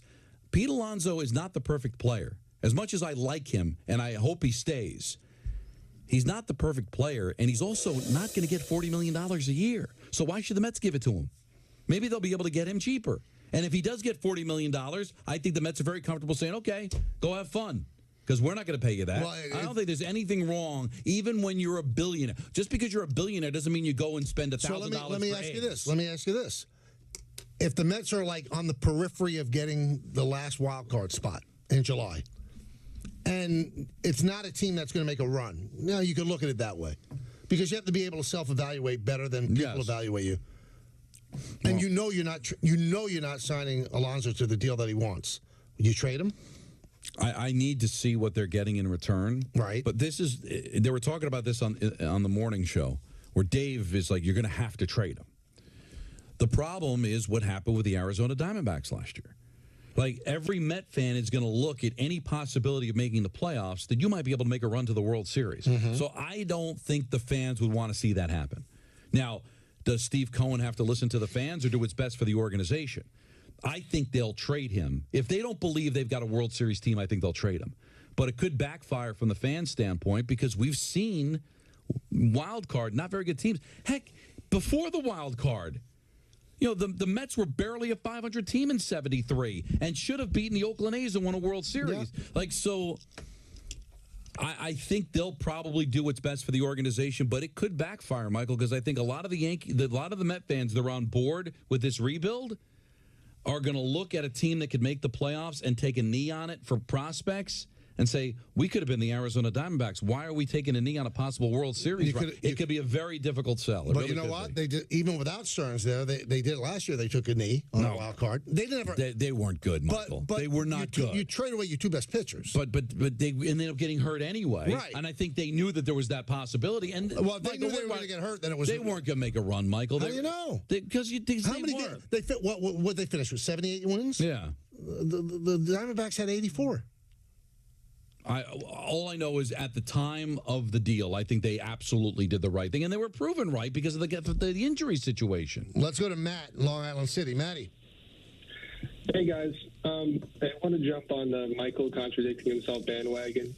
Oh, no. Michael, I think you're kind of acting like the Yankee callers that we all hate. I like to call them the George woulda callers. The George would have done this. Yep. What would George do? Done that. Yep. Yeah. Because, I mean, on one hand, you're saying that Mets fans should want Steve Cohen to act like, Steinbrenner Jr., but then when the annoying Yankee callers, expect Steinbrenner Jr. to act like Steinbrenner Jr., you say, well, it's a different league now. You can't have a George Steinbrenner now because of these very punitive damages. So it does come off, I'm a Yankee fan. It comes off contradictory. But if it comes off contradictory, then I'm not really articulating myself the right way. So I'm glad you're pointing it out. I'm saying, I didn't say that he should be Steinbrenner Jr. I said that when he bought the team, Met fans thought they were going to get the reincarnation of George Steinbrenner. That's sincerely what they thought. And my point is, if you're the New York Mets, the one advantage that you have over every other team is the wallet of Steve Cohen. So if you're going to diminish that and eliminate money as your advantage, then what's the difference? What's the difference if Steve Cohen owns it or Joe Schmo? Well, I mean, obviously Joe Schmo's going to have a lot of money, but he's not going to have $20 billion. But we've already seen the effect of Cohen by buying out those contracts of Scherzer and Verlander. Oh, okay. Wilpon wouldn't have done that. I'm telling you what Wilpon would have done. Wilpon would have sold the fan base that they still had a chance to make the playoffs, held on to those two pitchers. They would have gotten hurt. They would have gotten nothing for them. They still would have finished under 500, and now have those two albatrosses around their neck to start this year. Oh, by the way, both of them starting the year on the IL. That's what would have happened with Wilpon. Didn't happen with Cohen. He used his money. He flexed his muscle to get out of that and build the minor league system. And if some fan thought they were getting George Steinbrenner Jr., that's on them. He said it at the press conference. He wanted to rebuild the minor league system. We've been waiting on Stearns for 2 years for him to get out of his contract. So if you thought you were getting something that he's not, that's on you. But everybody thought that the money was going to be a difference maker because the Wilpons didn't have money because of Madoff. And I think it's been a difference maker just by what happened with Scherzer and Verlander. And you're going to see that difference in 2025 when they're going to be major competitors for some of the best free agents in the league. My only point is that he flexed his money muscle by out-buying his mistakes. Yeah, so he didn't make the team better. But that's part of it, right? Is out buying your mistakes. So part of being a big market team is that when you make a bad deal, you get up from it. You know, back in the day, and I'm trying to remember the time frame, but back in the early 2000s, the Yankees needed DH. All right, we'll go out and get Glenn Allen Hill. Oh, that didn't work. We'll go out and get you could throw a bunch of money and have it make up for mistakes. What would they do? Like I happen to like personally and as a player, Harrison Bader. Right. And by the way, sometimes the Yankees rules save people from themselves. What do you mean? Harrison Bader has like a whole full red beard. Doesn't not look. I mean, he looked stunningly model handsome when his face was clean. And now he looks like you. And now he looks like, kind of like you. Like me. Not what you want. So you think Clay Bellinger is a better center fielder than Harrison Bader? Cody. I keep saying Clay. Yeah. You think Cody Bellinger's better? Would it make the Mets better? Yeah. All right, so you didn't go that route, and that would have been a 5-year deal, 6-year deal. And you're right, nobody signed him yet. Well, because maybe they don't want to give him that many years. But why? If money is no object. Because why would? But I'll give the same analogy. Just because I'm a billionaire means I got to go and spend $1,000 for eggs? No, I'm not saying. Why can't I just spend the money the way that I want to be able to spend it? I understand. Nobody's touched this guy. So why are the Mets the bad guy when nobody else is giving him a contract? They're waiting for the money to come down. I understand because as I said, I've said this 100 times. All of Boris's clients that are out there have warts. But you can't say that you're not a better team with Cody Bellinger than you are with Harrison Bader at center. But again, and also that would be your first baseman if Alonso leaves. But it's a perfect player for you. But if they don't want to sign him because they don't think he's worth the money, I just don't understand why a guy that's got more money than everybody, that means it's okay for him to overspend on things that he doesn't want to spend it on. Like I said, I'm having the best party going. I got to go spend $1,000 for eggs just because I can? Why can't I just make good baseball decisions? And so Steve Cohen's guilty. Nobody else is signing Bellinger to that contract, but Steve Cohen's the guilty one because he's got the money. But you're saying the eggs analogy, and I'm going to use, I'm going to serve meat at my party. I could either serve Salisbury steak or I could serve Chateaubriand. You would think that if you went to Steve Cohen's house, he's serving Chateaubriand. He's not serving Salisbury steak. That's the difference. Eggs are eggs. That's the price. I'm not asking him to overpay for eggs. I'm asking him to get a better grade of meat. A better grade of meat is Bellinger. In your opinion. You don't think Bellinger's better than Bader? I do, but now you're talking about a 4 or 5 year contract. I got a much affordable player that's going to get me through, and then we'll see what they do with him down the road. Let's go to Nick and Nutley.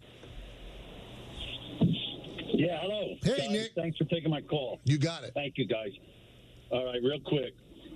I'm kind of siding with both you guys on this Met and what they should go out and do. However, if you recall, David Stern, during a press conference, said, we got to see what these young guys can do. What we got them for. Vientos, Alvarez, Beatty, all these guys. We got to see what they can do. So my take is they'll see what they can do, and that predetermines what they're going to do for next year. I'm not saying they're stars. I think you're right, Nick. But trying to find out if 3 kids can do it, 33% of your team, that's asking a lot. So the Yankees last year wanted to see what Volpe could do. They didn't have every other kid in their farm system come up. I mean, a good system integrates young players. They don't put them all out there. Now, if those 3 players end up making, I think Alvarez will, then you know what? It's a home run. If they all don't make it, then you know what? You just wasted the year. No, but now you know what you've got to go out and get. But you wasted the year. At it, but no, but why is evaluation a waste of a year? Because you might not win while you're evaluating. So.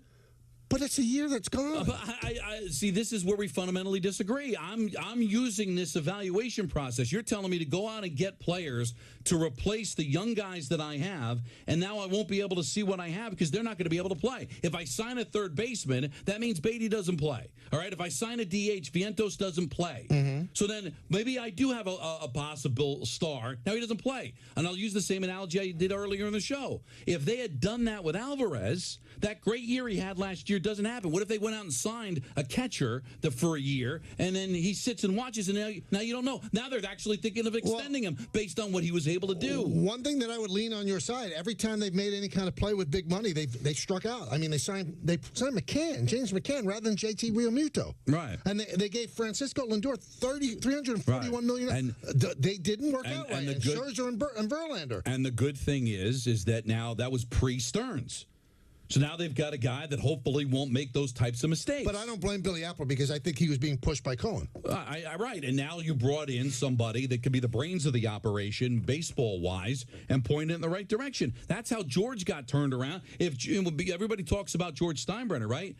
All the money that he spent, the bad trades, and then eventually when you got good baseball people in there, it turned things around. I mean, just because Cohen's a billionaire and a Met fan doesn't mean he's going to make smart baseball decisions. Now they might have a grown-up in the room to make the right decisions. Well, the best thing that happened to the Yankees was that when they hit rock bottom, and that's what happened to the Orioles. But I don't think the Mets and Cohen, who's 65 years old, wants to go through a 5-year rebuilding process. First of all, I don't think it's going to take 5 years when you're going to be able to spend the money in free agency next year. And again, I understand last year got away from them. I've got Diaz back. I've got another year of Senga. I've got all-stars in the infield. But why are you looking at next year as a panacea? Why couldn't it be this year? You keep saying, well, who? There are players that would make you better. Well, but I think they really I think they're going to be all in on Soto. I think they're really going to be all in on him, and then we'll see what they do with Pete Alonso. I think they'd like to re-sign him and make sure they could be in competition for him. And I don't see why next year has to be I don't see a championship, but why can't it be a fun year? I mean, they've got talent. Why can't this year be a fun year?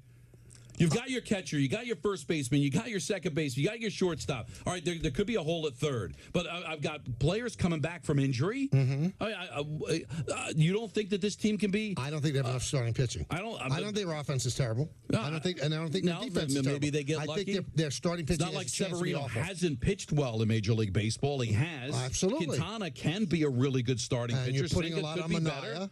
You know, so there are things that can come together, and I do believe that this team gets off to a really good start. I think they can pivot again and maybe be in competition instead of selling at the deadline. But, you know, getting pitchers. I really think this can be still a fun, competitive season. I don't see a 100-loss team here. Let's go to Edwin in Stony Point. How are you doing today? Good. You? Good. First of all, Peter, you look amazing. Don and Teal, never seen a man dress better. Michael, it's a blessing and curse. You with the stubble, man, you got a Nick Cannon level of kids right now. That's crazy. It's awful. It's awful. Come on, Edwin. It's hideous. I'm a hideous mess. I'm looking at your screen right now. You look amazing. You know what? You know what you just did? Edwin, very sloppy. Edwin, you know what you just did? What did he do? He ruined the compliment to me. I can't even accept what he just said about me. After he said that your stubble look, I'm just being honest with you. No, my stubble looks I wish I could shave my face. I don't like how my face looks clean shaven. Your face is meant to be clean shaven. You look like trash. You see, Edwin? You see? I'm on this. But you know what? I lost the bet. Because he lost the bet. I lost the bet. It's supposed to hurt, and it hurts. Well, we're not at the Pusick yet. The Pusick will be hideous. We all know that. The whole way is going to be hideous. It's going to be awful. All right, what do you got, Ed? All right, Michael, you made a point about the Mets saying that we had hitters that they string a lot of hits together, and that's not going to get you a win. But we have the pop hitter with Alonso. Well, we shouldn't sign him again? He's our best pop hitter. Are we going to get more pop in the next couple of years? No, I'm not saying that. I don't think the Mets want to sign him, Edwin, because he hired Scott Boras for the money that he wants. Because he probably wants Aaron Judge money. And now I'm going to sound like Yankee boy, and that's fine. He's not Aaron Judge. He's not the player Aaron Judge is. Aaron Judge is one of the best hitters in baseball. Pete Alonso is one of the best power hitters in baseball. Aaron Judge combines being a power hitter with a great hitter and a high on-base percentage, and he also is a plus defender.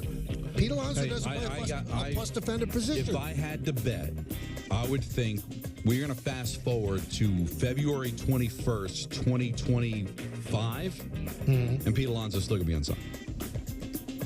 I think it's going to go the same way it's going with a lot of Boris clients this year. He's going to be asking for the moon and the stars, and we're going to get deep into spring training next year. He's not going to sign. And so is Steve Cohen going to look like the bad guy if he doesn't sign him and nobody else is?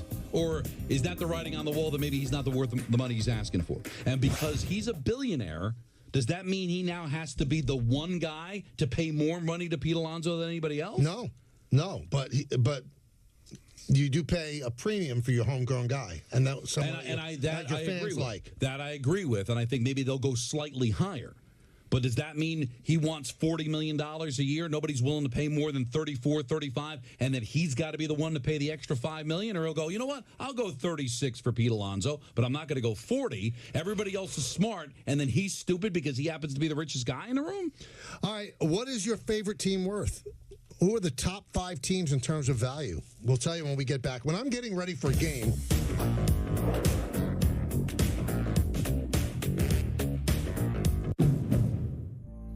The Honda Civic is designed to move you.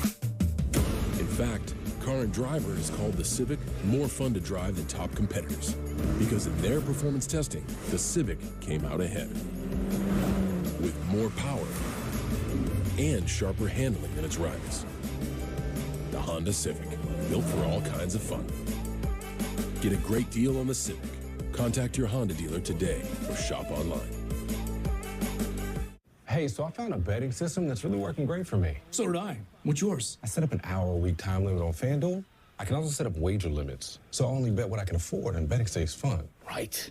So what's your system? What's that? Your system. What's your system?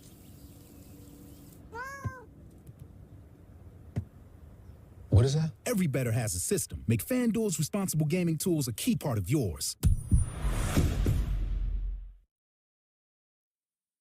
When you see all the people who work at Shriners Hospitals for Children, you might see everyday people just doing their job. But to me and other kids, they aren't just receptionists, therapists, or doctors. They're superheroes.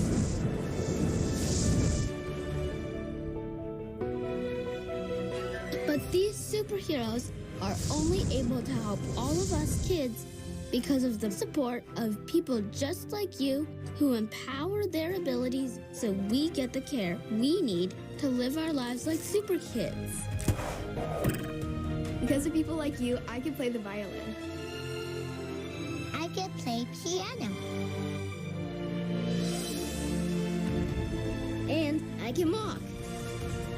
Please go to loveshriners.org right away. Help us be superheroes too.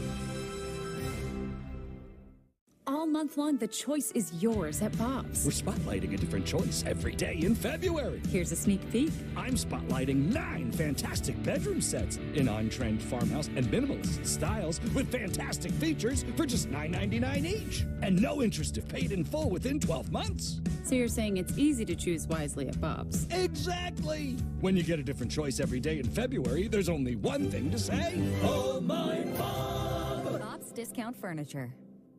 Everywhere but the seat. The seat is leather. Alan, we get it. You love your bike. We do too. That's why we're America's #1 motorcycle insurer. But do you have to wedge it into everything? What? Don't do that. This reminds me of my bike.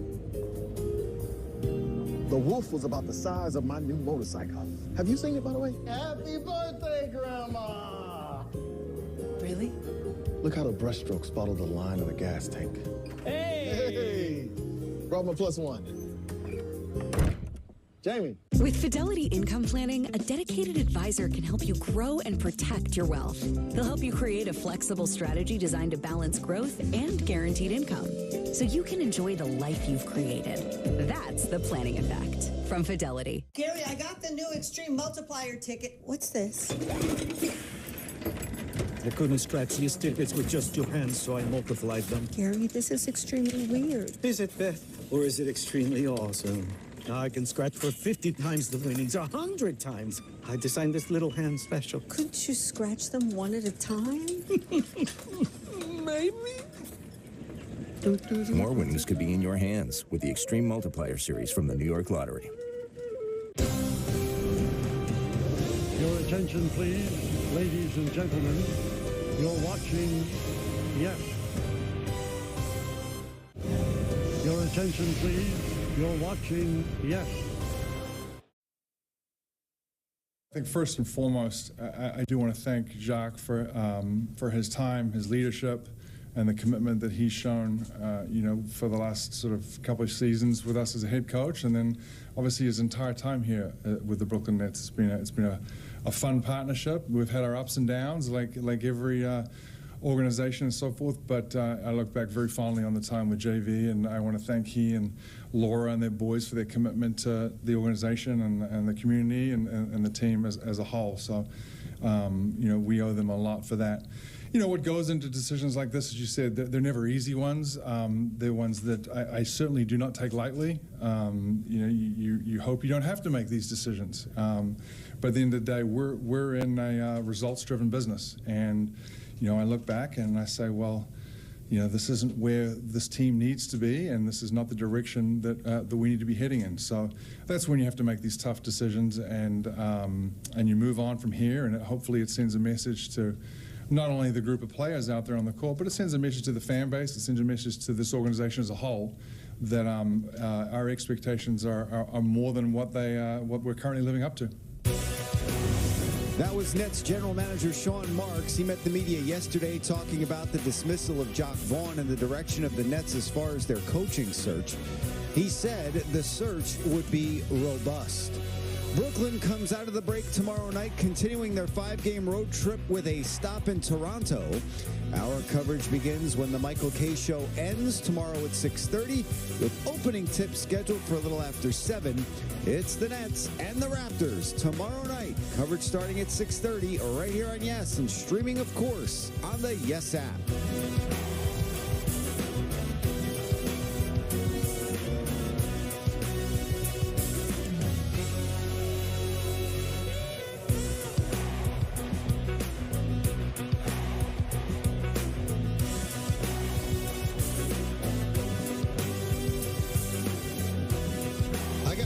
The curtain.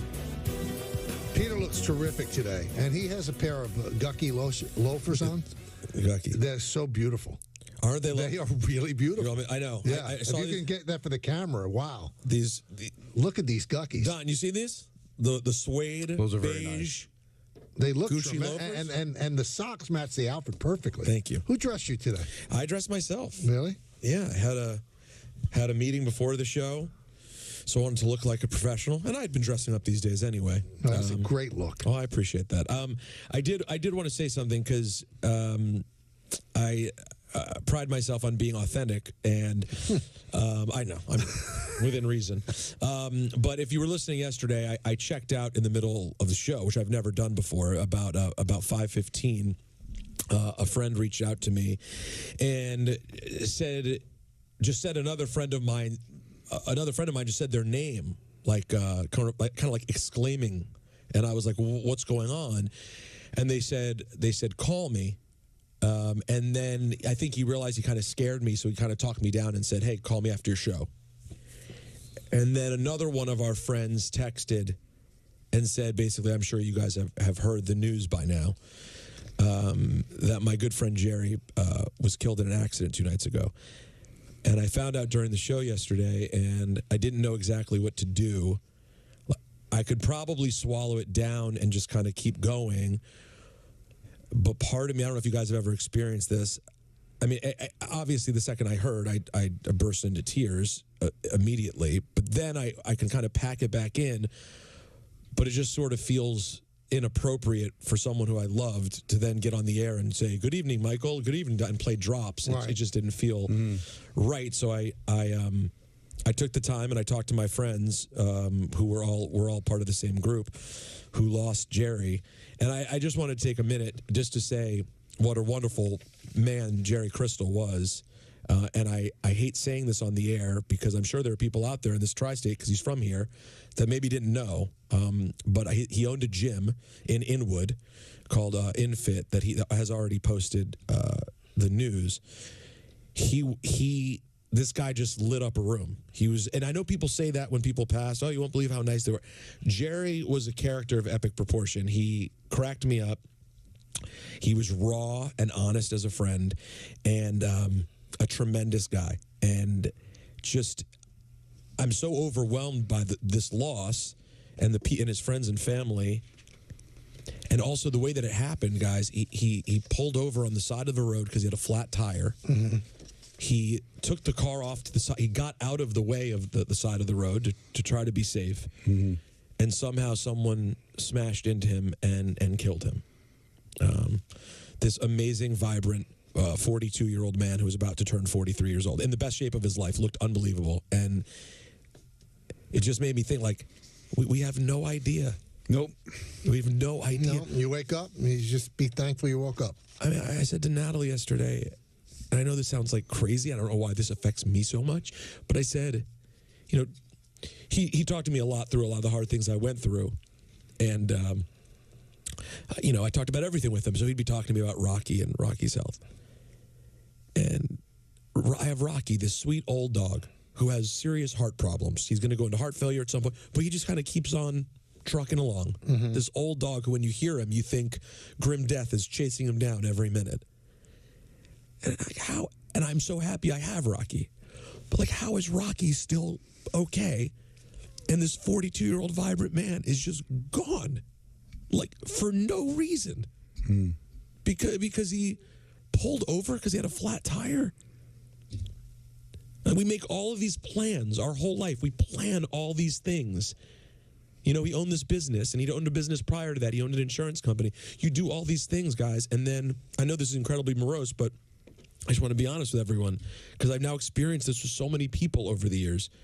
And then it's all gone in 1 minute. And, you know, I like to bust your chops, Michael, about, like, being happier, like, you know, and it's a lot easier said than done. We all fall into our mundane things that make us sort of, like, used to life. But, like, God, we just have to live every day.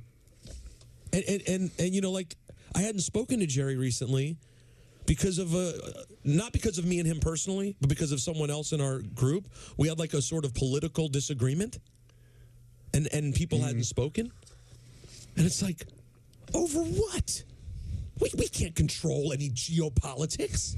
We can't do anything. And people are split amongst other people. They don't talk. And in the end, we have zero control of what can possibly happen. But all I know is, because something else happened in the world, I never talked to him again. We last spoke in person probably in November. So anyways, I'm sorry to take everyone down this path, but two things. One, I just want everyone to know where I'm at.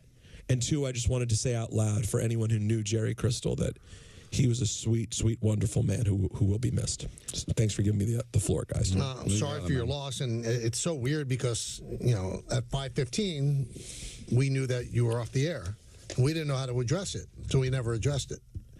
And we just started talking about baseball and just assumed, well, everybody knew Peter was just ducking out anyway. But then when ENN started, and, right. You know, and Anthony's doing it, so it did become. Yeah, no, and I thought, I always think of our listeners, that you guys are our people. And, you know, listen, you don't have to send me all kinds of condolences and stuff like that. I'm not his immediate family. I'm not his next of kin, but I did love the guy. He was a wonderful guy. And I got to tell you, man, over the last 10 years, I've had too many of these with young people. That's awful. It is awful. And I do truly believe that, you know, you just don't know. I mean, like when I got into the accident with Jody, how close, you know? You're driving along, just had a great night. Well, you know what? So listen to this real quick. So a mutual friend of ours who I talked to today about Jerry, he said, well, he's a religious guy, the guy I was talking to. He has a lot of faith. And sometimes it's amazing, man, talking to people who are truly of faith to see how well they can navigate these things because they really have a belief system in place. It's one of the wonderful things that I think religious people have that some of us who aren't as religious don't get to have. And he was saying, well, how about this? You have this happen with Jerry, which makes no sense. He pulls over and all of a sudden he's gone. And then on the flip side, he said his brother, my mutual friend's brother, had a heart attack the other day. A heart attack that should kill you, like a widowmaker, the kind that you just don't. But he happened to be on the phone with a random person who was a nurse. This is not someone he knew well, just happened to be on the phone with someone training. And when he said casually, my arm, he said out loud, my arm, and they right away took to it and said, tell me, can you do this? Can you do that? Immediately said, you are having a heart attack. This is someone he doesn't know well. I need you to hang up. I need you to call 911 and then call me back. Called 911, made it to the hospital, and made it through because they happened to be on the phone with someone. It just feels like this is all so random. Some of us try really hard with our health. Some of us don't try hard at all with our health. Like I said, Jerry was literally, the man was a picture of physical prowess. I mean, he was just a physically incredible person. And we just have no idea what's going to happen. It's scary, man. Getting older, Michael, it's literally walking through a minefield every day, just hoping that everything's going to be all right all the time. That's what I tell you all the time. That's why I'm constantly in fear. But no, and why I give you a hard time is, don't you think you're doing it backwards? Maybe. Shouldn't it just be we go the opposite? We go balls to the wall, pardon the expression, all the time? Well, so I always see young people driving like maniacs, right? And I go, they should be the ones who are driving slow, because they have 80 years of life ahead of them. And then you see 75-year-old people with their two hands on the wheel and they're going 20 miles an hour. Those should be the ones that should be going nuts because they're not dealing with as much of a risk. But it's bass backwards. It just is. It is. Brian in Yonkers, I guess he wants to talk about this. Brian? I was just thinking the other day and how it kind of goes right into what you're saying.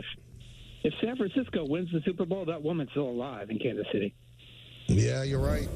And it makes no just sense. Random stuff. It's an interesting point. It makes no sense, but it's absolutely true. That's the other thing. What was that movie? The movie about death, where like everything. No, gee, what movie's about death? No, sorry. The Notebook? No, that's one. But everything affects everything. You can sit there and analyze every decision. Why do you do? I always think about that with driving. I'll be like, well, what if I make this turn and this is what leads to something bad? Was that the butterfly effect? The butterfly effect. That's why you just gotta. It's not up to us. You do the best you can. Like, it doesn't make any sense to be 350 pounds and smoke and be like, I wonder why I died of a heart attack. You do the best you can, but you do realize it's not in our hands.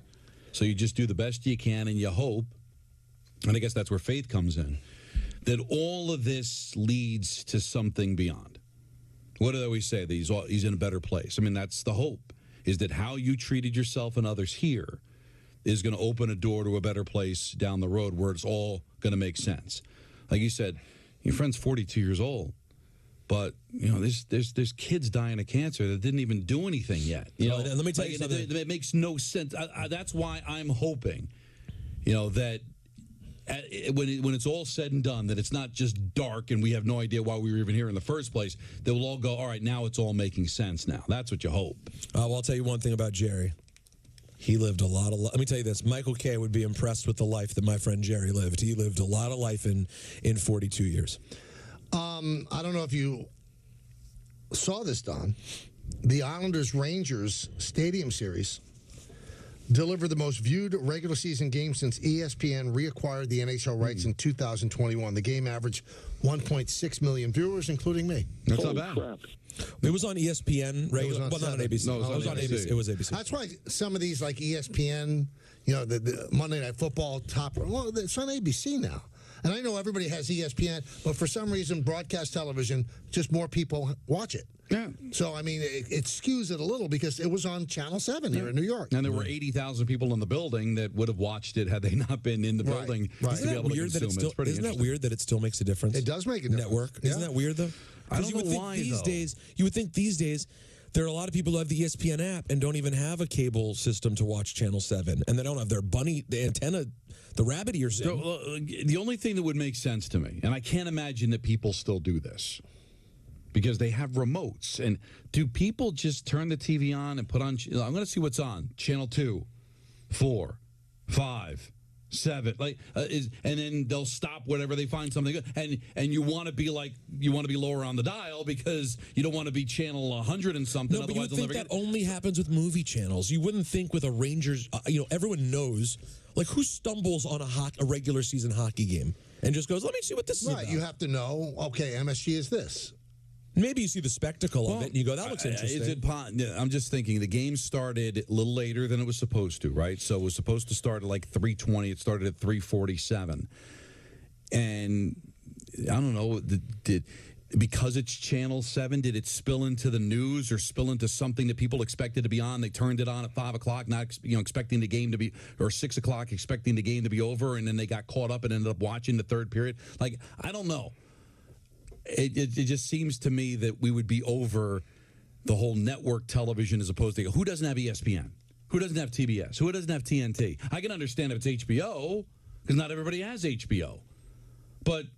Nobody has the antenna ears anymore, right? You don't have an antenna in your house anymore. You have to have cable or something in order to be able to get the feed. Like, who doesn't have ESPN or TBS? It's amazing. We're sitting, and I think Don and I, more so than Peter, there and I don't have a great memory. We had 2, 4, 5, 7, 9, 11, and 13. And that was it. Now there's hundreds of choices. That's why when you look at ratings and you go, the World Series doesn't rate what it used to. Well, now there's like thousands of things that you can watch other than that. The only thing that's been immune to that is football. You watched things because what else were you going to do? What other options did you have? Right. And really, Channel 13 was no real option. No, not at all. Unless you were real kid, you watch Sesame Street. And even like during prime time, Channel 5, this is before Fox TV, Channel 5 and 9 and 11 weren't giving you anything. Yeah. So you had 3 2, 4, and 7 networks. We laugh at what in England when they had like BBC 1, BBC 2. I mean, that's kind of what we had. We had 2, 4, and 7. And because of that, we were in pain. And Don, when we're in pain, what should we do? Well, what you got to do, Mike?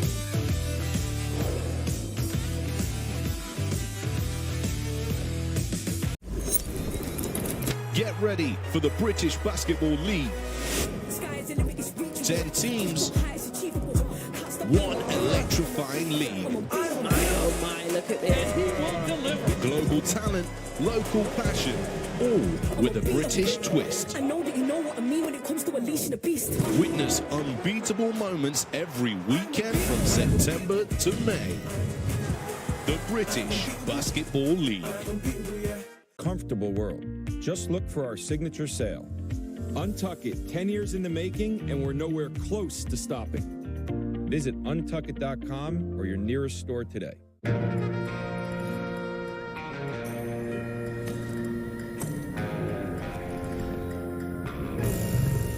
Fishing trip hit a snag. Won't stop us. In a Nissan SUV, adventure begins where the road ends.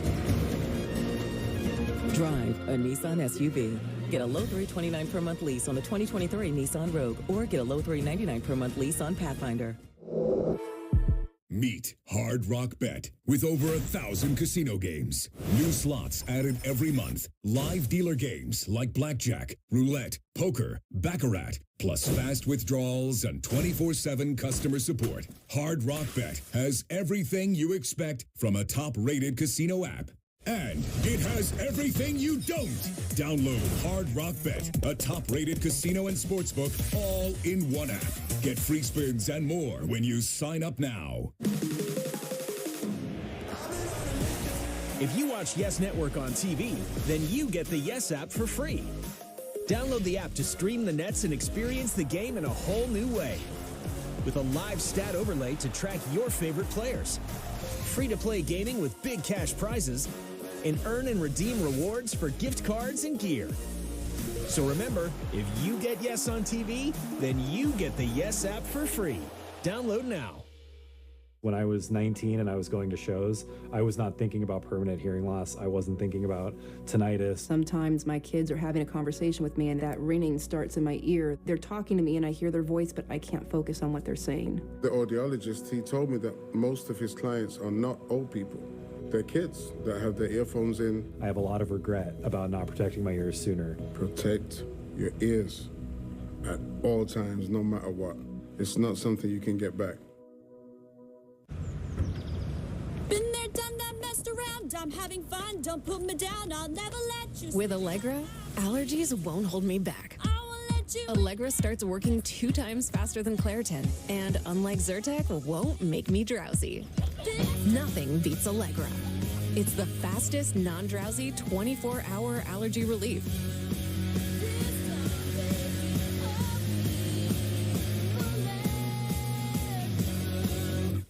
You could pick from hundreds of law firms for your mesothelioma or asbestos lung cancer case, but would you be confident that you made the best choice? Whites & Luxembourg is the firm that has represented more asbestos disease clients than any other firm in the metropolitan area. With 30 years' experience, they have New York's highest recorded asbestos verdicts of all time. The choice is clear, and the stakes could not be higher. Whites & Luxembourg has our backs.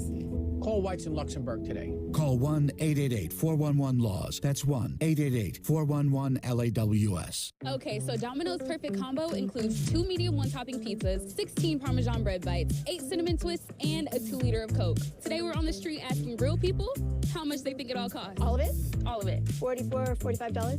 $34.99. The 2 pizzas are probably 10 each. 75. What if I told you that this Domino's Perfect Combo is only $19.99? Shut the front door. $19.99? No. This will feed a family. It's Domino's Perfect Combo, and it's all just $19.99. When I hit 80, I needed help around the home. A friend of mine told me to call Freedom Care, and they'll pay my granddaughter to take care of me. Funded by Medicaid, Freedom Care allows people to choose who provides their care, and the caregiver gets paid instantly after their shift. Life is sweeter with her around. Nana gave me so much joy as a child. Now it's my turn to return the love. Call now to find out benefits and pay and how fast you can get started. It's go time in Brooklyn, and we got grit. Mikel Bridges has got a highlight. We got game. On the Quacks attack. We got goals. Welcome to Brooklyn, Dennis Schroeder. We got Nets versus Raptors. Tomorrow at 6:30 on Yes and the Yes app. Hi, I'm Peyton Manning, and I'm partnering with the American Red Cross this year to tackle blood shortages. Giving blood's important because every 2 seconds, someone actually needs blood, and unfortunately, only like 3% of the U.S. population donates. So we have to step up to give and to make sure there's plenty of blood available for those in need. Visit redcrossblood.org to get in the game and make an appointment to give.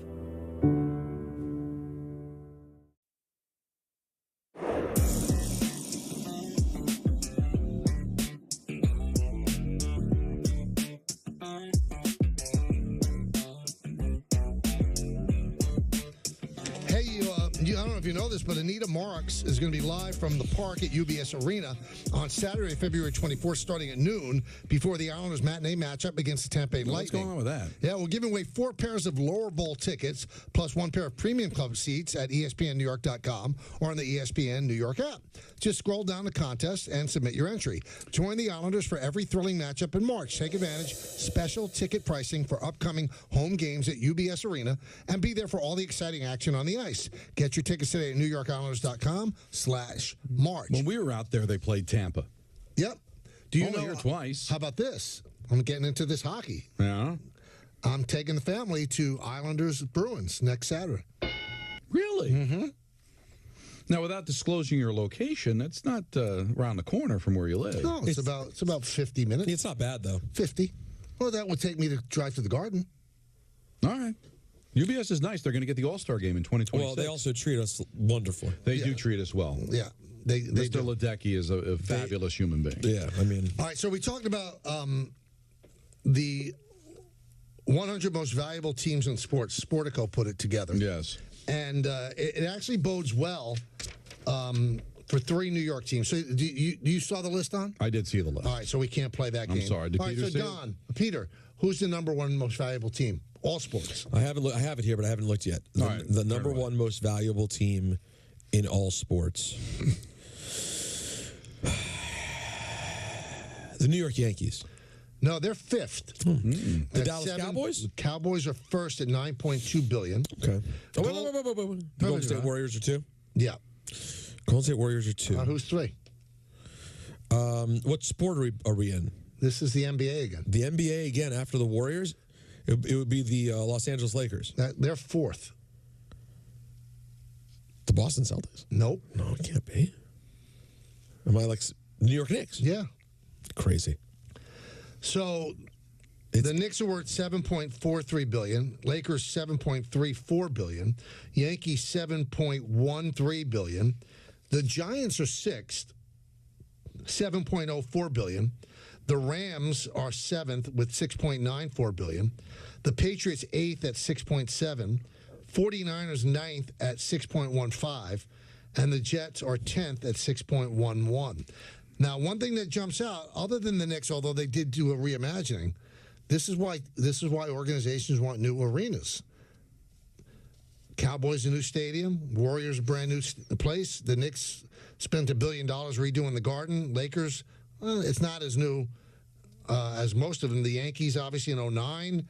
The Giants new, Rams new, Patriots new, 49ers new, Jets new. This list bothers me. Why? Tell me. How? You got to explain, because I'm dumb. Yeah, we know. How can the Nets be more valuable than the Mets? How? In what world? Now, you say about new building. Well, the Citi Field's not old. So where are the Mets? The Mets are 77th. Yeah, I don't think that's legitimate. They're tied with the Memphis Grizzlies. And the Nets are 55. Are 55. So you're telling me that the Brooklyn Nets are more valuable than the San Francisco Giants? Well, what's going on?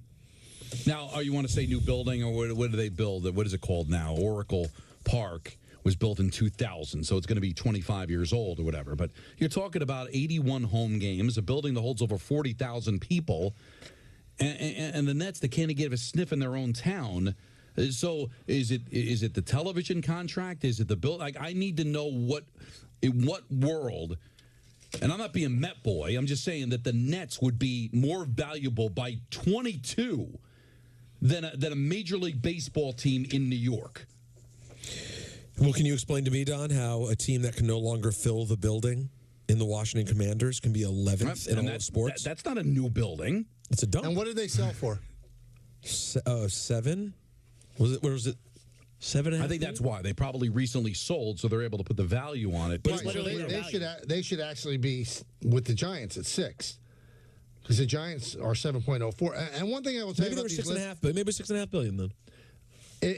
If the Yankees, like they have the Yankees at 7.13, and again I'll play Yankee boy, it's fun. If the Yankees were for sale, Hal Steinbrenner could get upwards of $10 billion. No, but why? Maybe Dolan can get 11 for the Knicks. I mean, I don't know. It's a passion play when you're valuing it. Now, again, how does it work? Because Dolan separated the television from the actual Knicks and Rangers, so I don't think you get, if you were to buy. But he owns the Garden. He owns the Garden, right? But it's two separate companies. So when they value the Knicks, I don't think they valued it off of the television network, because they're separate companies now. And the Yankees are separate. The Yankees own controlling interest in the YES Network, but I don't think if you sold the Yankees, you'd get that controlling interest, maybe. So where does it come from? Because you say, all right, building. So if the Red Sox opened a new building, I guess they'd be number one with a build-up, Michael. They're 20, and they play in an archaic building that holds 30,000 people. There's got to be something I'm missing here, because you say new buildings, but Washington doesn't have a new building, and Green Bay's 28th, and they play in an old building. Soldier Field was reimagined, but it's old as the hills. The Link isn't new. Where Philadelphia's ranked 13th. All right, I get the Raiders. They moved into a new city, and it's football. Right? So put the football aside, okay? Then the Dodgers play in a really older building. As he said, it's not the Staples Center anymore. What is it? The something.com. Yeah, cryptic. Crypto. Yeah. But that building's 25 years old if it's a day. I'm just trying to figure out the angle, because we were talking off the air. The Warriors, apparently their building generates a ton of cash. Oh, print money. But it prints more than what Oracle Park in the same city? For the San Francisco Giants, who play 81 games as opposed to 41 games for the Warriors? Probably does, yeah. Probably makes more money. That much more? Yeah. That where they're ranked 2, but also, and the San Francisco Giants ranked 56? But they're looking at the Giants' TV money that they get, and they're looking at the NBA deal that's about to be signed. And I think that's what gives the football teams great value, too, because they're operating in the black right away without selling a ticket. All right, so just looking at the local teams, the Yankees are 5, Giants 6, Jets 10.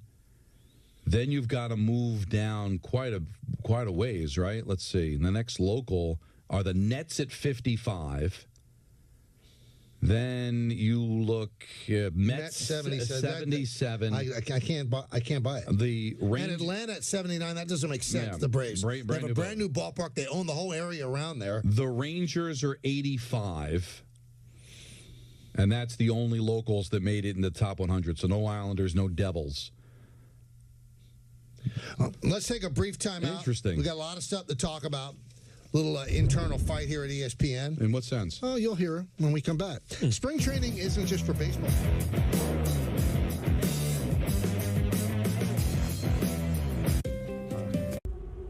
For us, our expectations don't change. I just believe in this team a lot. This is a team that has a lot of good players. This group gets to tell their own story.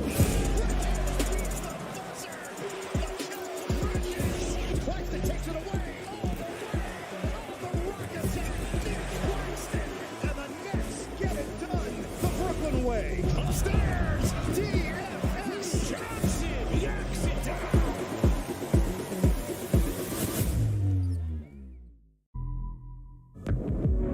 With fully electric performance and up to 320 miles of range, Polestar 2 is designed for drivers. View offers at polestar.com. Change is never easy. There will be naysayers, doubters, and critics. You may even give up for a moment, only to start again another day.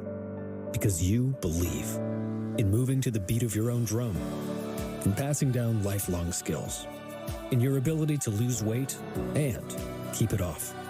And when you believe you can succeed, you already have. Wegovy is for adults with obesity and shouldn't be used with semaglutide or GLP-1 medicines. Don't take Wegovy if you or your family had medullary thyroid cancer, multiple endocrine neoplasia syndrome type 2, or if allergic to it. Stop Wegovy and get medical help right away if you get a lump or swelling in your neck, severe stomach pain, or an allergic reaction. Serious side effects may happen, including pancreatitis and gallbladder problems. Wegovy may cause low blood sugar in people with type 2 diabetes, especially if you take medicines to treat type 2 diabetes. Tell your provider about vision problems or changes, or if you feel your heart racing while at rest. Depression or thoughts of suicide may occur. Call your provider right away if you have any mental changes. Common side effects like nausea, vomiting, and diarrhea may lead to dehydration, which may cause kidney problems. So keep on believing, because it's not just about the weight you lose. It's about everything you gain. Believe on. Wegovy. Power outages can be unpredictable, inconvenient, and disruptive to your life, posing a real threat to your family's comfort and safety. When the power goes out, you have no lights, no refrigeration, no heating or air conditioning. The winds are not letting up at all here. We're going to see some power outages. The number one thing to prepare for is extended power outages. Are you prepared? You can be with a Generac home standby generator. When a power outage occurs, your Generac home standby generator automatically powers up using your home's existing natural gas or propane, so your life goes on without disruption. You and your family are comfortable, safe, and secure. Stay tuned to get over a $500 value free on the most popular home standby generator in the world. With the Generac, we don't have to worry about whether we lose power or not. If the utility company does not come through, our Generac does. Having a Generac takes a lot of the anxiety out of there's going to be a storm. After the hurricane happened, we just want to be prepared for anything. Generac generators are designed, engineered, and built in the USA. 8 out of 10 home generators are Generac and have thousands of satisfied customers. How many times have you heard people say, I never want to go through that again? Well, the next time that you go through it, don't make it so hard on yourself. Have a Generac home standby generator. Call or go online now to request your free quote with one of Generac's nationwide dealers. Special financing and low monthly payment options are available. And if you call now, you will also receive a free 5-year warranty valued at over $500. The call is free, the quote is free, and there's no obligation to buy. Call or go online now so the next time there's a power outage, your home powers up. Power your life with Generac. Call or go online to request your free quote today. Really took a shot at Doc Rivers, his former coach with the Clippers. He said that, Rivers is an excuse maker. He's making an excuse now with the Milwaukee Bucks. He went on and on. And then it kind of got a little back and forth with several people. Let's listen first to what J.J. Redick said on First Take, calling out his former coach. I've seen the trend now. I've seen the trend for years. What's the trend? The trend is always making excuses. Doc, we get it. Taking over a team in the middle of the season is hard. It's hard. We get it. Just like getting traded in the middle of the season is hard for a player. We get it. Mm-hmm. But it's always an excuse. It's always throwing your team under the bus. They lose to Memphis. Oh, it's his players. Memphis was playing G League guys and two-way guys. And then you look at his quotes over the weekend. Now he wants to take credit for the James Harden trade to the Clippers working out. He wants credit for that. There's never accountability with that guy. All right, so he takes a shot at Doc, which is his right. It's First Take. You're supposed to give your opinions. Pat Beverly then took shots at another guy who never met an opinion he didn't like. Never met an opinion he didn't like. And Beverly went after him. And he just said, this guy saved your career. And now you're going at him once you get on TV. And Redick went back and said, save my career. He said, I had a 4-year offer from another team. He didn't save my career. Then Beverly fires back at him again and says that Redick got torched by James Harden when the Clippers lost a 3-1 lead to the Rockets. And Beverly goes, if I'm being honest, he should have started Jamal Crawford. Then Redick, 11 minutes ago, comes back and said, luckily the cameras in the arenas have better eyes than you. 289 half-court matchups, 21-56 shooting by Harden as a contesting defender, 37.5% field goal percentage, 0.94 points per direct ISO allowed on 37 isolations. I guess that's getting torched. 3 question marks. And then Austin Rivers, Doc's son, he joins the fray. And Austin Rivers now works for us. And this is what he said on NBA Today. First off, I don't feel responsible for my dad. He's a grown man. He could do his own thing. But in this regard, I just simply don't agree with it. For someone who's not accountable, he seems to always be held responsible, considering he's the guy that's always fired when things don't go right. He got fired in the bubble for a 3-1 lead versus the Denver Nuggets, which in half his team didn't want to be there. They had players saying that their mind wasn't there. He had guys leave. That happened. Then he gets fired for losing to a team that was favored over him, which was the Celtics last year. It seems like he's always responsible. It's just as strange coming from JJ. And I have some love for JJ. You're my dookie. You know that. You're my bro. I love you. It's just your best years were with the Clippers. I don't think he saved your career. I appreciate you, Pat. But I don't think this just seems a little bit weird. They're 3-7. Dame has missed most of those games. Middleton's missed a lot of those games. They haven't even had their full team yet. We'll see what happens. The pressure is there. They do have to perform. But in terms of accountability, like, what are we doing here? Your best years in the NBA were when you played for him in the Clippers. Let's not forget that. I don't know if there's like frustration there or there's tension there between you. I know a lot of times we had to sit you towards the end of the game due to defensive reasons, but you had your best years as a starter there, especially our whole system was drafted around you because you're a shooter. You're not a guy who could put the ball on the floor. You were a strictly shoot guy. You're not like Klay Thompson or Steph who could put the ball on the floor. You were a guy who could catch and shoot, and you did it at a high level. Hell of a career, by the way. Big fan. But your best years were under him. It's just very ironic and kind of weird that you have this energy towards him in terms of him never, ever being accountable, considering he's always been responsible. That would be my response. Oh, man, I love it. Getting nasty, but I'll tell you what, Doc brought this on himself. He broke a contract with ESPN to bail out to take the Buck job. He was a Buck consultant behind the scenes when no one knew about it, including ESPN. He took the job that Adrian Griffin got fired for, and now the team's 3-7. So you're going to be in the crosshairs of a lot of people. And then Doc doesn't help himself, like taking credit for the James Harden trade. You know, he told the Clippers that he'd be better with you than he would be with the. Stop, Doc. Too many opinions. Just get the Bucks straightened out. But I will say this: everything JJ might have said might have been true, but I know because I'm petty, and I have people that I'm waiting in the tall grass for. Okay, you believe me, people can listen to my morning show all the time. They know the people that I wait in the tall grass for. And when the opportunity comes up, I'll take a shot. JJ looked like he was waiting for an opportunity to take a shot. That's how it felt to me. It didn't feel that way to you? Well, maybe. He probably, like even Austin said, maybe there's something between them. I don't know. Let's listen to Doc Rivers on Sirius XM on the Bucks firing Griffin.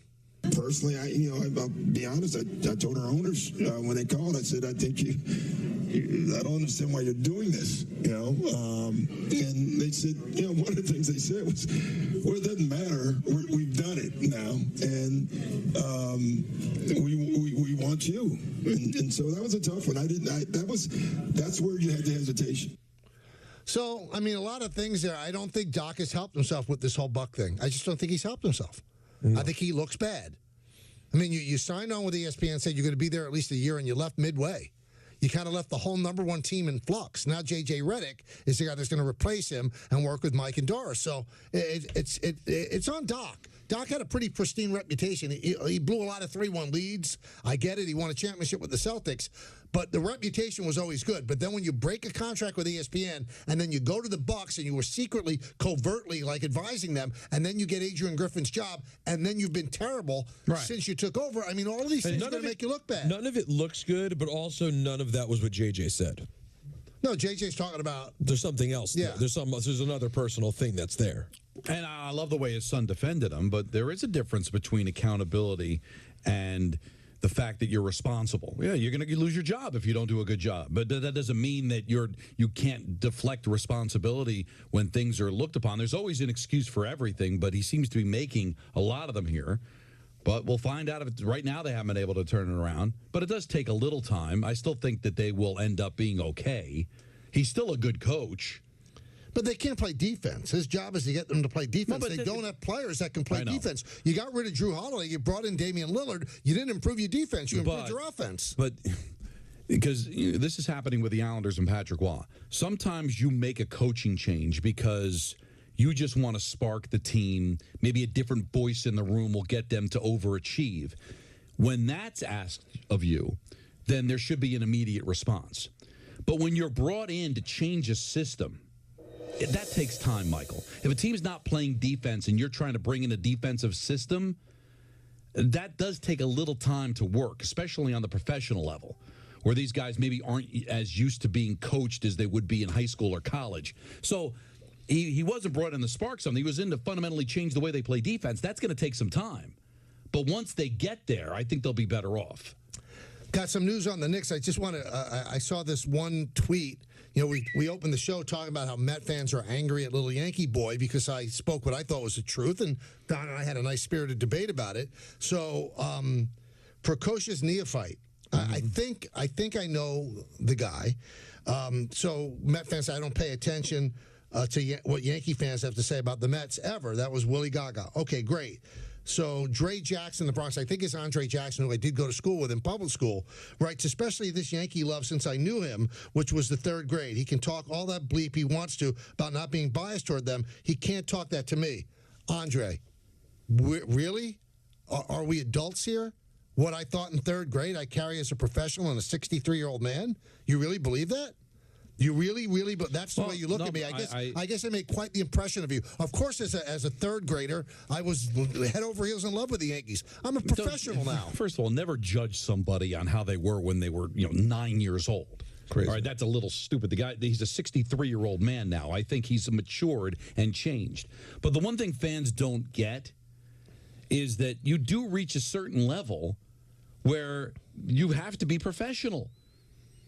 Michael is the announcer for the New York Yankees, so it does benefit him to be a Yankee guy. But come on, at 63 years old, you think he does an afternoon drive show for 3.5 hours, that he has to maybe put fandom aside and just be a professional?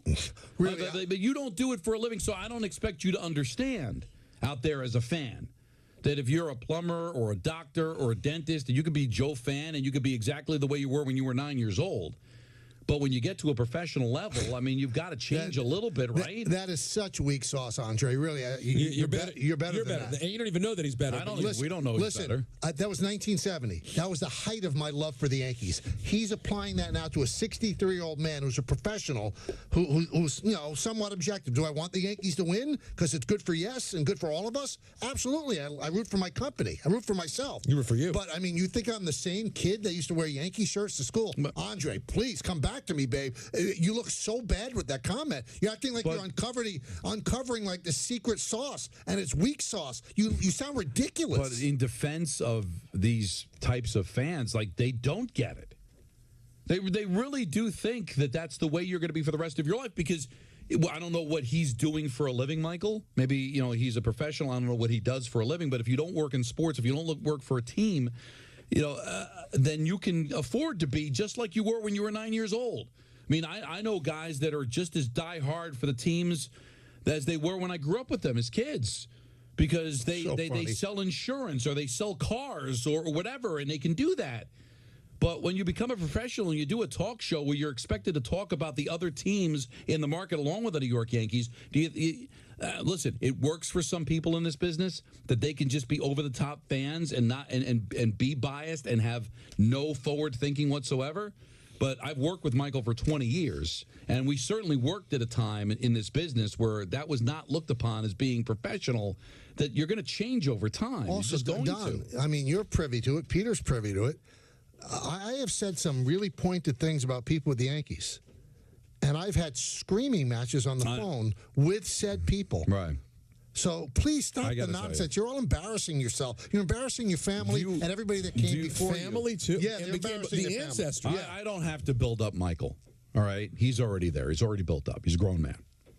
But I'm going to tell you that there are people that work in this market for teams that if we're offered a talk show, they wouldn't take it because they know they wouldn't be professional enough about it, because they wouldn't be able to shut off their fandom and their love for the team.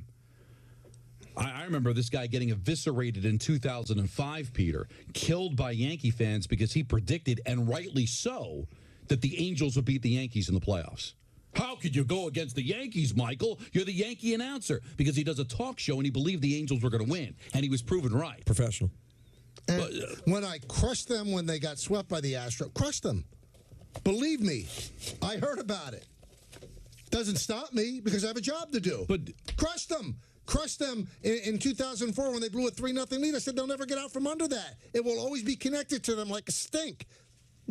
I heard about it, but you're going to tell me the third grade Michael loved the Yankees. He did. He adored the Yankees. Michael K. at 63 is living that 9-year-old's dream. Doesn't mean I'm the same person. Andre, come on, baby. You're better than that. I want to agree. The thing is, I'm frustrated because I want to agree with these people and just call Michael Yankee Boy because he has his moments. But you gotta come with better stuff than this. No. And why don't they call? It's always in a tweet. Because they're gutless. But stop being a gutless little puke. But here's one I will call say. The man. Here's where I'll go, if you want. Michael is not Yankee Boy, but I don't think he has any love for the Mets. You think he's a Met hater more than a Yankee Boy? But I don't think that's because he's Yankee Boy. I just don't think he's very, very fair to the Mets. Well, you know what? I think I am fair to them, but do I have an axe to grind with them? They fired a guy that I really like a lot for no reason whatsoever. Right, and the Yankees also let go of him. No. Unfortunately, just before you knew him. So did the Orioles. Knew him well. No, I knew him well then, but the bottom line is they begged him to come back, and he said no. I know, but listen, I didn't like it either, Michael. But, that happens. And we'll find out if they're right or wrong. And I believe, I don't know David Stearns. I've never met him. I've never spoken to him. It's not a good look that you didn't even talk to the manager before you fired him. Didn't even talk to him. You had your lackey, Billy Epler, do it. You didn't have the guts to do it. Don't tell me you did it afterward. You could have waited till after you got hired to fire him and talk to him. Maybe he could have been just the perfect guy for you, but you couldn't wait. That's not a good look for David Stearns. It's not. And am I biased because I like Buck Showalter? I consider him a really close friend? Yes, I didn't like it either. Biased. I didn't like it either. It's awful. It's amateurish. But unfortunately, it's where the business is now, and it stinks. But if you don't like the guy, you meet with him, you tell him, listen, we love you, but you're not going to stick around. I'm going to go and get another manager. Right. You don't do it with somebody else. That's the way you do it. No, there's no question. I don't know if that's a Met thing or a Stearns thing, but I think that the whole Yankee Boy, it's just so old. It's so tiresome. And I truly, it doesn't really bother me. I almost feel bad for the people that use it.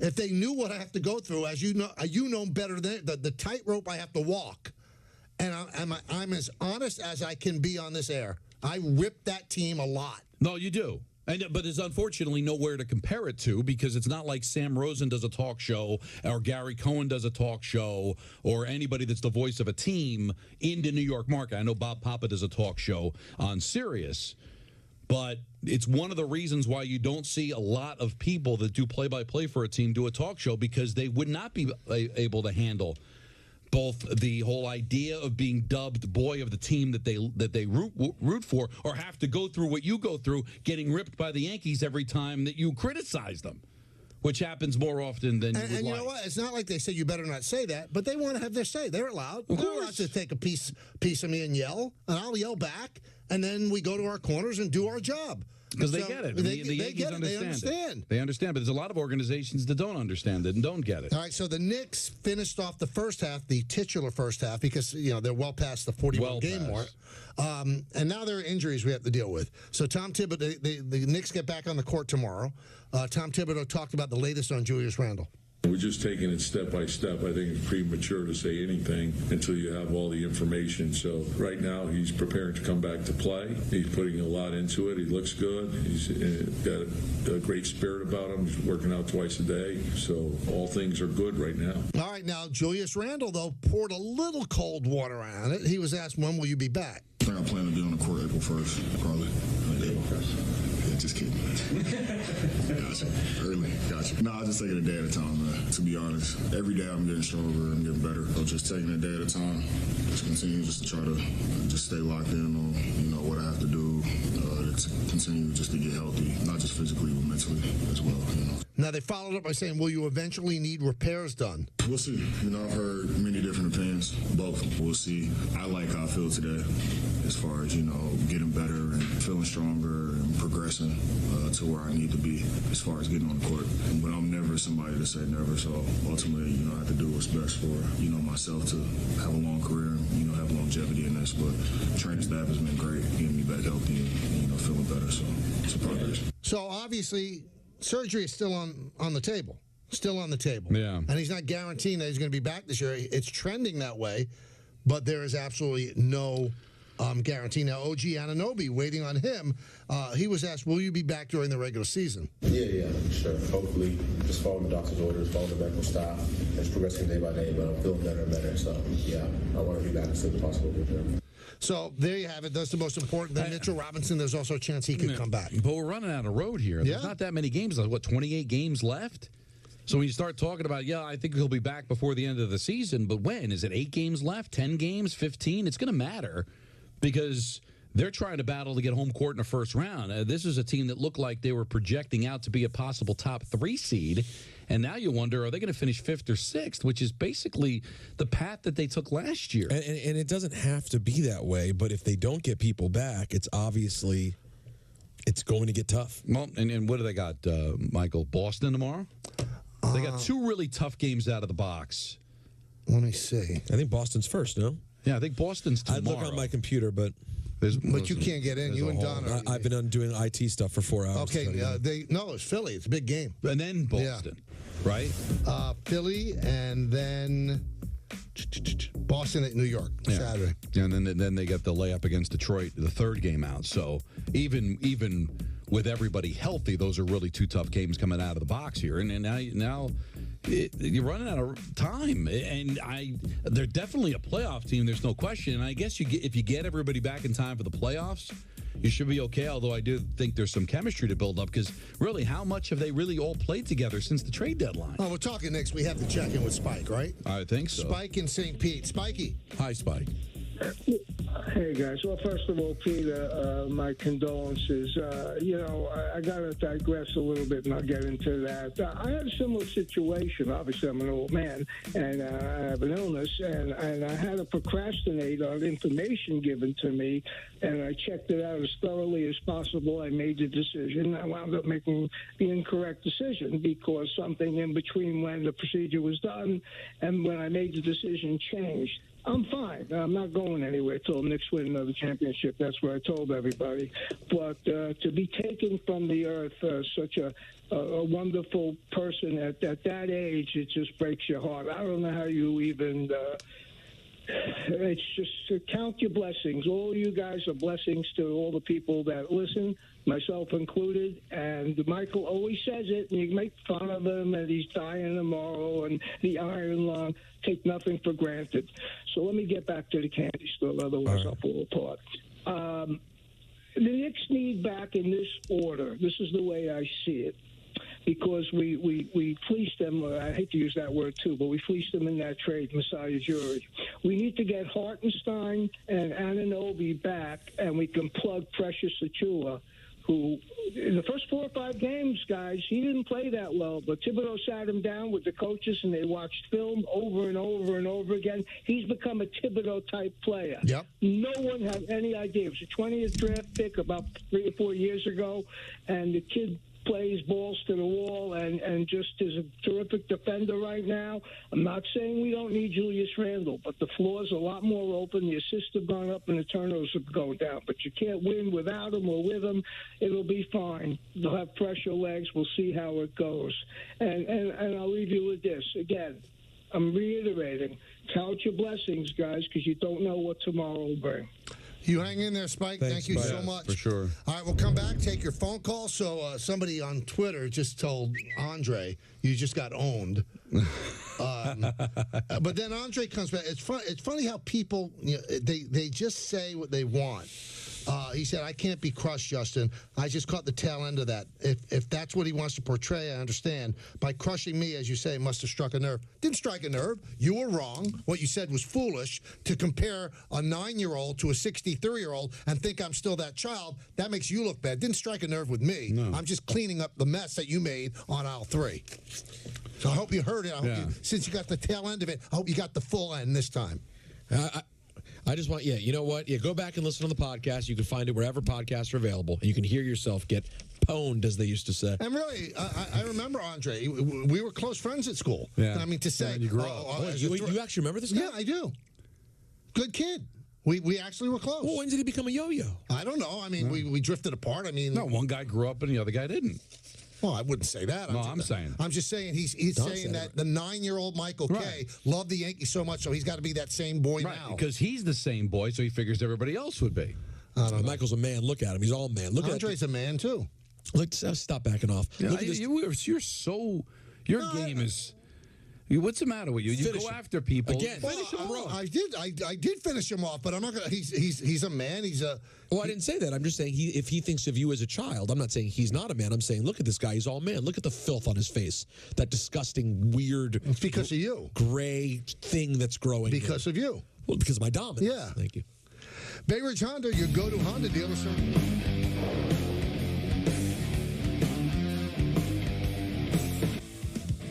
The Michael K. Show on Yes is brought to you by FanDuel. Make every moment more.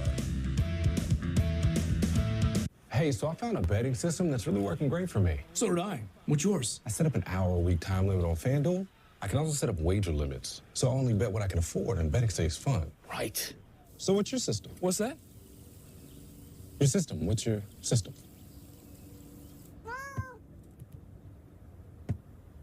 What is that? Every bettor has a system. Make FanDuel's responsible gaming tools a key part of yours.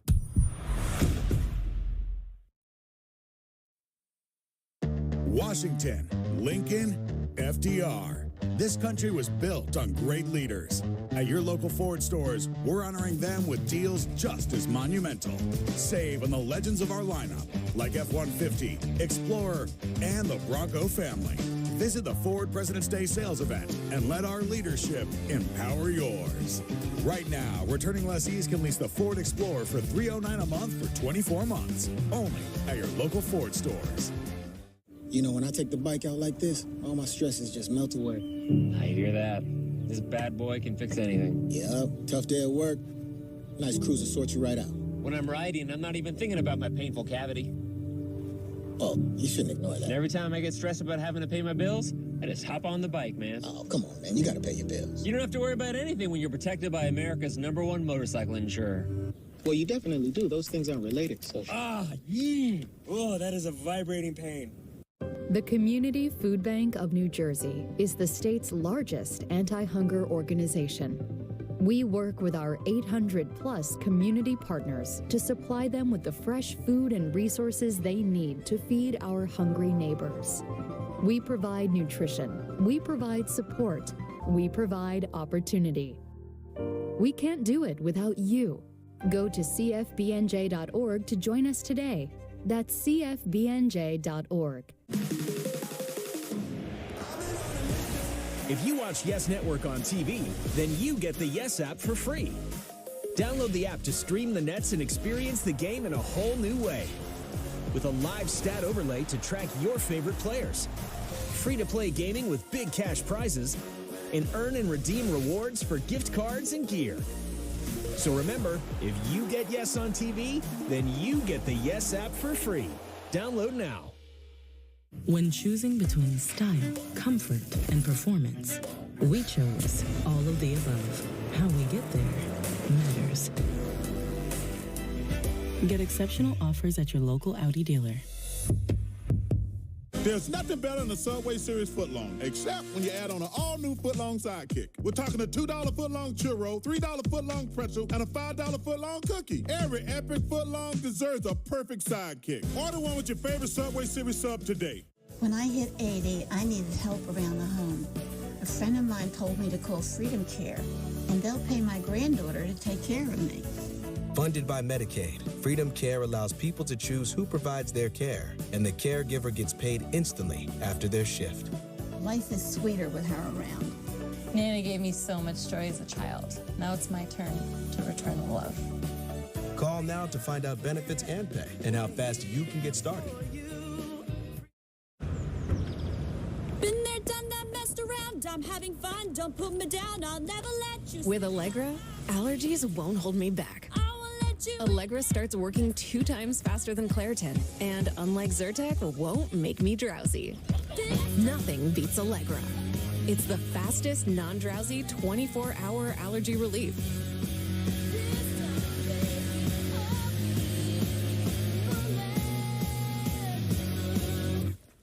We could tell you what it's capable of. Or you could find out for yourself. How we get there matters. Get exceptional offers at your local Audi dealer.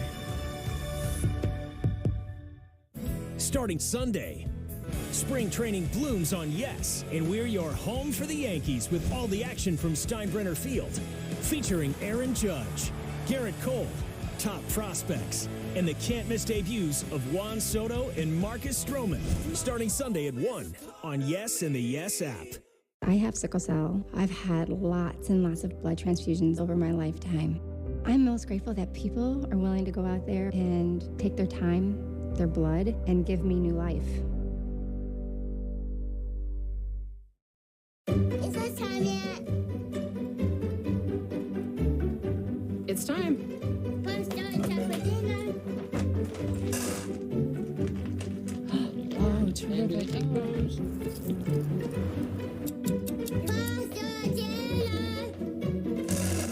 Donating pet food is one of the many ways you can help families in your community. Pets and people belong together. Learn more at petsandpeopletogether.org. New Yorkers are tough and work hard. Respect to those working or retired from hard jobs, living on a fixed income. Because making ends meet can be hard, but paying your energy bill shouldn't be. New York State and New York State Utilities have partnered to build New York Energy Advisor, a one-stop site to find programs and resources that lower your energy costs. It's quick, it's easy. And then it's done. Go to energyadvisor.ny.gov today. Visit linkedbylovetv.org to learn more about kidney disease, transplantation, and prevention. Get the facts, get checked, and get healthy.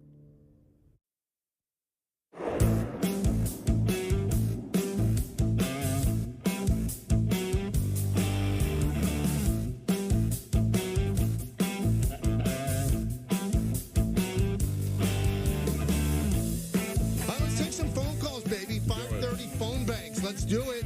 Let's go to Raul in Pennsylvania. Raul. Hey, what's up? What's up? It's Ralph. How you doing? I'm doing good. Michael, don't let these fans get to you. All right? Nah, I got some positive news for the TMKS. Okay. I do Uber and limo, and there's a couple of ladies, and they always hear you guys, and just want to give you a shout out. They love it. They love it, man. Yeah, I do Uber, and do they love our looks, Raul, or how we sound? Right. Do they have a drinking problem? I showed them a picture on the podcast. They said, "Wow, they look amazing." Well, now he's just lying. Now I know Raul. Are these women elderly? No, hey, listen. Sometimes I'm working, so I don't get to listen to you guys. So I put the podcast. Love it. So yeah, just you're breaking news everywhere, man. Everybody's loving you. Oh, beautiful. And I just got a couple of points, two of them. All right. It's injury related from last year. Like, Don, what do you think Edwin Diaz is going to bring for the table this year? Do you think he's going to bounce back and help the Mets at least get to the playoffs? Well, I don't know if he. I'll just quit. I don't know if he can be as good as he was the year before, but I think he's got an outstanding chance to be an elite closer again, don't you? He had a question for you. I think he'll be the best in baseball. He didn't have a bad year last year. He got hurt. He'll be great. No, yeah, but it usually goes every other year with these guys. I mean, could he be at that level he was 2 years ago? I can't wait to have Timmy again. I think it ran its course, quite frankly, but it was fun when it was happening. Do you know that Charlie, he pitched a little bit and he gave me like the MP3. He said, "Can you play this when I come in?" And it was Timmy Trumpet. I said, no. But even if it wasn't a Met thing, you want to be the dad that has intro music for his son? No, you want to be that guy? Believe me, there are those guys out there. Really? Oh, yeah. I got to get ready for this. Let's go to Anthony in Jersey City. What's up, Ant? Hey, what's up, guys? How you doing? Good. Good. So I want to talk a little Yankees, but first, quickly, I want to commend you, Michael, for growing out that disgusting thing on your face, like you just called it. I called up last.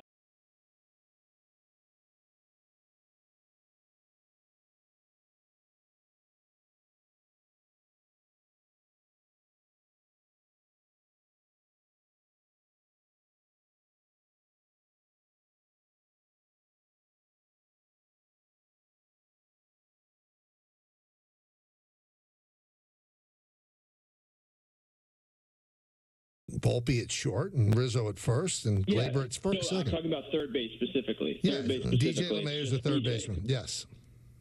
And I don't feel very confident that he'll be able to play 162 games, let alone play even really a full season. I feel like it's very likely that he's going to get injured. And if he does get injured, then that adds in Peraza as your starting third baseman, who's not been very good offensively since he's been in the league. He has kind of enough plate appearances now to take a look at that. And also Oswaldo Cabrera has been horrible offensively, and it adds kind of both of those guys into that mix because the Yankees like to platoon and rest guys, so it's like going from DJ But what do you want, Ant? I mean, you want them to have Greg Nettles behind DJ? I mean, you can't back everybody up with an all-star. You just can't. Yeah, no, I don't know. It feels a little thin. Like if one injury happens in the infield, it turns into. And DJ is getting to a stage of his career where he could get hurt again. He has gotten hurt. Right.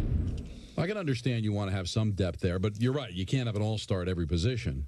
No, you can't. You can have an all-star at every position. You can't have a backup all-star at every position. Well, that's what I mean. I mean, you can't just replace an all-star with an all-star, but I can understand you being a little dubious that DJ's going to stay healthy all year. Let's go to Nas in Queens. Nas.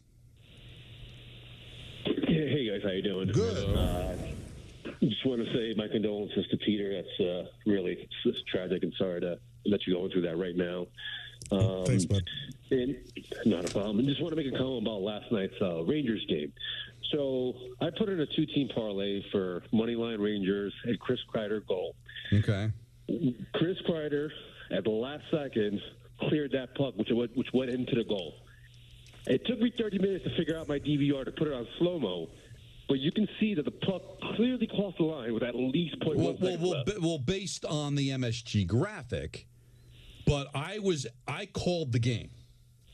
And when I saw the puck going to the net, right, I said in my call, this is not going to count because I saw the green light come on, the red light never came on, and I heard the horn before the line crossed. I didn't think it was really that close. The NHL's still going to look at it because even though the game is already decided, they're going to look at it and see. So just because MSG had 0.2 on their graphic doesn't mean that's what Toronto has, that's what's in the arena. And I got the sense calling the game that puck crossed the line after the horn. Did that cost you money, Nas? That cost me a lot of money. I put down a dime, and the two-team parlay was plus 250, so it was going to pay out $2.5K. Well, listen, the NHL's not in the business of taking goals away that count. So the idea that it wasn't looked at, like I was listening earlier to like people, they don't want the Rangers to have the extra goal. They hate Kreider. They are going to look to see if it crossed the line, and it didn't. And everybody's going off the graphic on MSG, but why does everybody think that exactly matches what the NHL has? But what could the NHL have? I mean, they're getting MSG's feed or the other team's feed. Well, but that doesn't necessarily mean it's always in sync with the actual arena. You don't think the NHL looked back to see if that crossed the line? I'm sure you think they they just said, well, listen, it doesn't matter anyway. What's the difference between 3-1 and 4-1? There are incentive clauses in contracts. Guys want goals to count. And Nas lost $2,500. Well, I don't know if that's their motivation, but it should be, right? I mean, if the goal counts, it counts. You shouldn't just say, well, what does it matter anyway? Now, all bets usually are a goal and a half, and the Rangers won by 2, so it probably doesn't affect that. But for parlays or incentive clauses in contracts for hitting the 30-goal mark or 40-goal mark or whatever it is, I got the sense, calling the game, that it crossed the line after the horn. Now, if they've got footage from Toronto that say that crossed the line before the clock zeroed out, I'd like to see it, and not the MSG graphic. I want to see the actual overhead with the clock in the arena and what is synced up to Toronto. That's the one that's supposed to count. But the MSG, I mean, in fairness to MSG, the clock they're showing that's the arena clock. It's off the arena clock, right? Yeah, but that doesn't necessarily mean it's always. That's not what they when they show. If that went to replay, if that game, for let's sake of argument, there wouldn't be an empty net with the game tied. Right. But let's say there was a situation on whether a goal was scored, whether the clock zeroed out or not. They wouldn't show the graphic on television. They would show you an overhead where the puck crossed, and then they would show the actual arena clock or the clock that they're following in Toronto in a box that would say whether it crossed the line or not. I have yet to see that. All I keep seeing is the graphic on MSG, which I have to assume was out of sync. Otherwise, they would have credited Kreider with the goal. Time for Inside the Numbers, brought to you by Eisner Amper. This is Artemi Panarin's 4th season with 75 or more points as a member of the Rangers. He's a 7th player in Rangers history with 4 or more 75-point seasons, and the first player to do that since... Don? Just repeat the question for me. I can buy a little time. 7th player in Rangers history with 4 or more 75-point seasons, and the first player to do that since...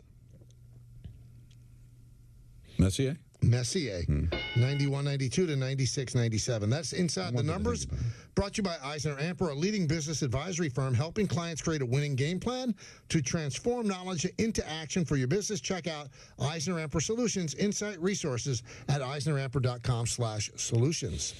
Let's go to Bobby in Long Island. Robert. Yeah, hi, guys. Before I get to Judge and the Alonso, LeMahieu is the oldest non-starter, first baseman in the league. So, I guess the guy does have a point.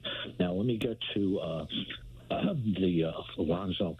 That Goldsmith, Freeman, and Olsen make under $30 million. There's no way he's getting 4. Those are the 3 first basemen that are better than him overall, and he's not getting $40 million. He'll be even lucky to get 35. Now, let me get to what I wanted to call about, and I'm surprised you guys didn't even mention this yet. The judge maintenance toe issue. Now, do you expect him to play? We did mention it yesterday, Bobby, but go ahead. Oh, I apologize. That's all right. I forgive you. Today was. Okay. Well, I don't know if you mentioned this yesterday, but you have an immovable object in right field in Soto. Now, if God forbid this judge cannot handle center field close of his toe, what are you going to do? Are you going to sit Stanton and put, Soto at the DH and move Judge to right and play Chisholm at center? I mean, there's no way you're not to put Judge at left because it's too much field. So what happens if this is a situation? Well, it's easy. You put Judge in right, and you'd suck it up and have Soto in left and play Verdugo in center, and then back him up with Grisham. Well, you're saying that if his toe is an issue, so Bobby, they don't just throw their hands up in the air and say we give up. They'd have to have Soto play left. He's not a good outfielder, but that's what they'd have to do. Yeah, but I mean, do you think that could be a big problem? But why would his toe be an issue in center but not in right? He's still standing on his feet. Well, there's less movement in center field. He's got to cover a lot more field in center field than right field. Wouldn't I think? I mean, we'd be doing a lot more running in center. Well, I mean, once Dominguez comes back, he's probably in center field. And then if Stanton doesn't hit, Bobby, then Soto becomes your DH and then Judge is in right. But again, if it was such a problem that he's roaming too much real estate in center field, then they'd put him in right. They'd suck it up and have Soto in left, which they don't want to do, and Verdugo would play center. It's not like something you'd really weaken your defense, but your biggest concern is keeping Judge healthy. I mean, you're painting these dire situations. I didn't like when I heard the toe stuff, that it's going to be with him the rest of his career. It's a chronic situation. Yeah, that's a concern. But, I mean, center field or right field, he's still on his feet for 9 innings. He's going to have a lot of maintenance days, I'm sure. Well, it's game time, brought to you by Tullamore Dew Irish Whiskey. St. John's looks to improve its lateral movement against Georgetown at 7. Well, Rick Pitino really did triple down. Didn't insult anybody. Said they can't move them laterally, but it wasn't a rip. That's game time, brought to you by Tullamore Dew Irish Whiskey, because when it's game time, it's Tully time. Tullamore Dew, the original triple distilled, triple blended, triple cask matured Irish whiskey. Be sure to grab a Tullamore Dew. Try the brand new Tullamore Dew Honey during tonight's action. Glasses up to enjoying Tullamore Dew responsibly. We'll come back with the point guard and more of your phone calls. Ian in at 6. But first, Don wants to tell you about a car.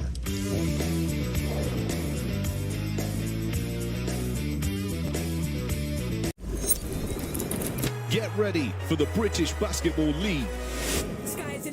10 teams, one electrifying league. Oh my, look at this. Global talent, local passion, all with a British twist. I know that you know what I mean when it comes to unleashing the beast. Witness unbeatable moments every weekend from September to May.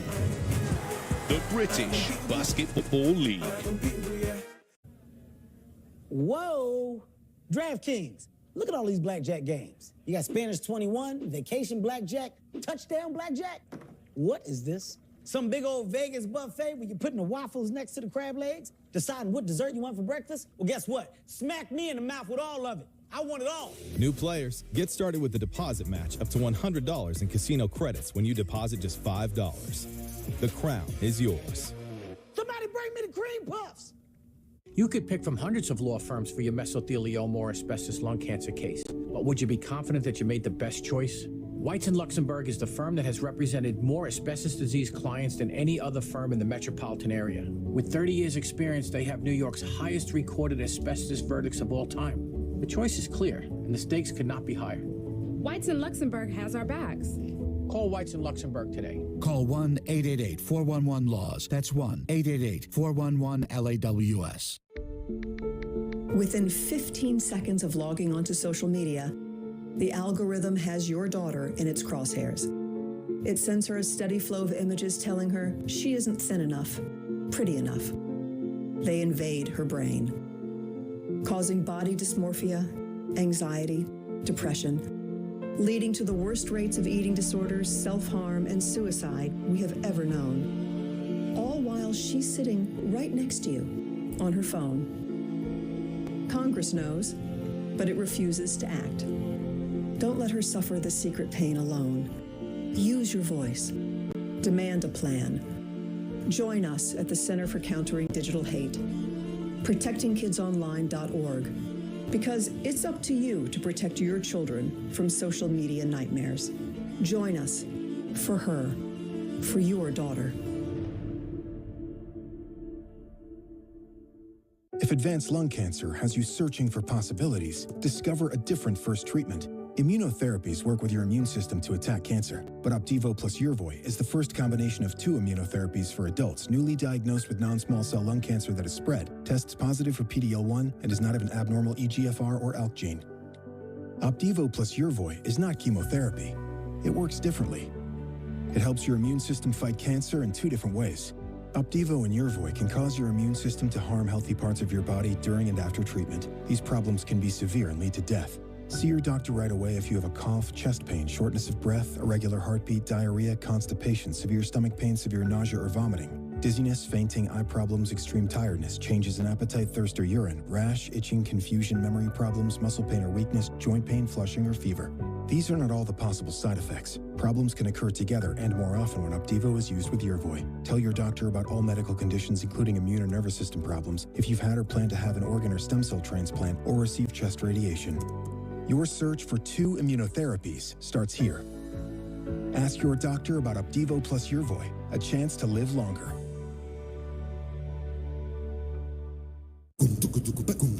Turn right onto Western Avenue.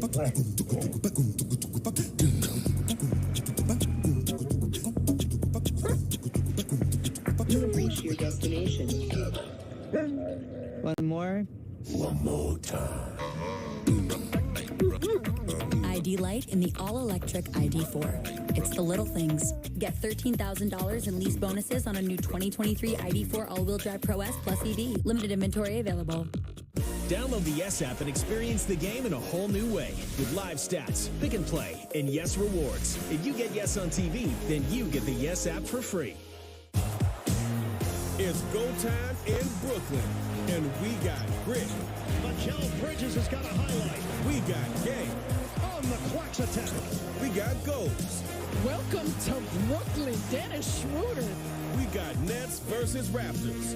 Tomorrow at 6:30 on Yes and the Yes app. You're so stupid.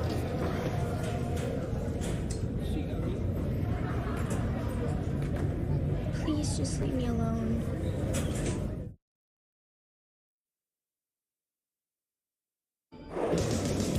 The NHL's longest current winning streak continues. The New York Rangers dispatched the Dallas Stars at the Garden last night, the top team in the Central Division.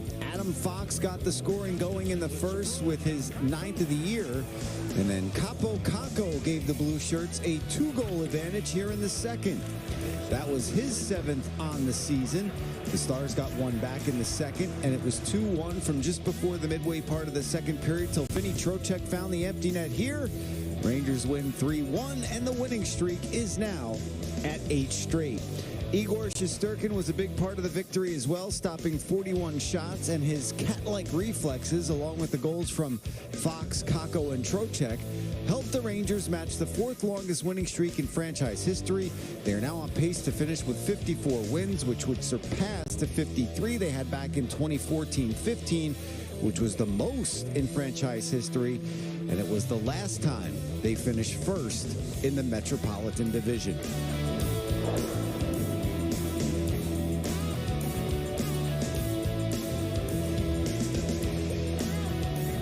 Where are we standing now? This is Wednesday, so how are we looking at? Well, Richard won yesterday. Yep. And 1-1 between you and Don. It's going to be... You missed that, Peter. It's going to be a Don. Richard got the dub? Yeah, just for the, why don't they call it winter training? It's in the winter, not spring. In some ways, it's that strong. It just summed up yesterday pretty well. And then, this sums up yesterday really well. Why do they call it spring training? It's not spring. It should be winter training. Winter whatever. Winter's training. I think we would have heard that. Oh, yeah. We'll hear it again. Hear it again. I was just trying to be preemptive. You're getting out front. Yeah, thank you. You see what I'm doing.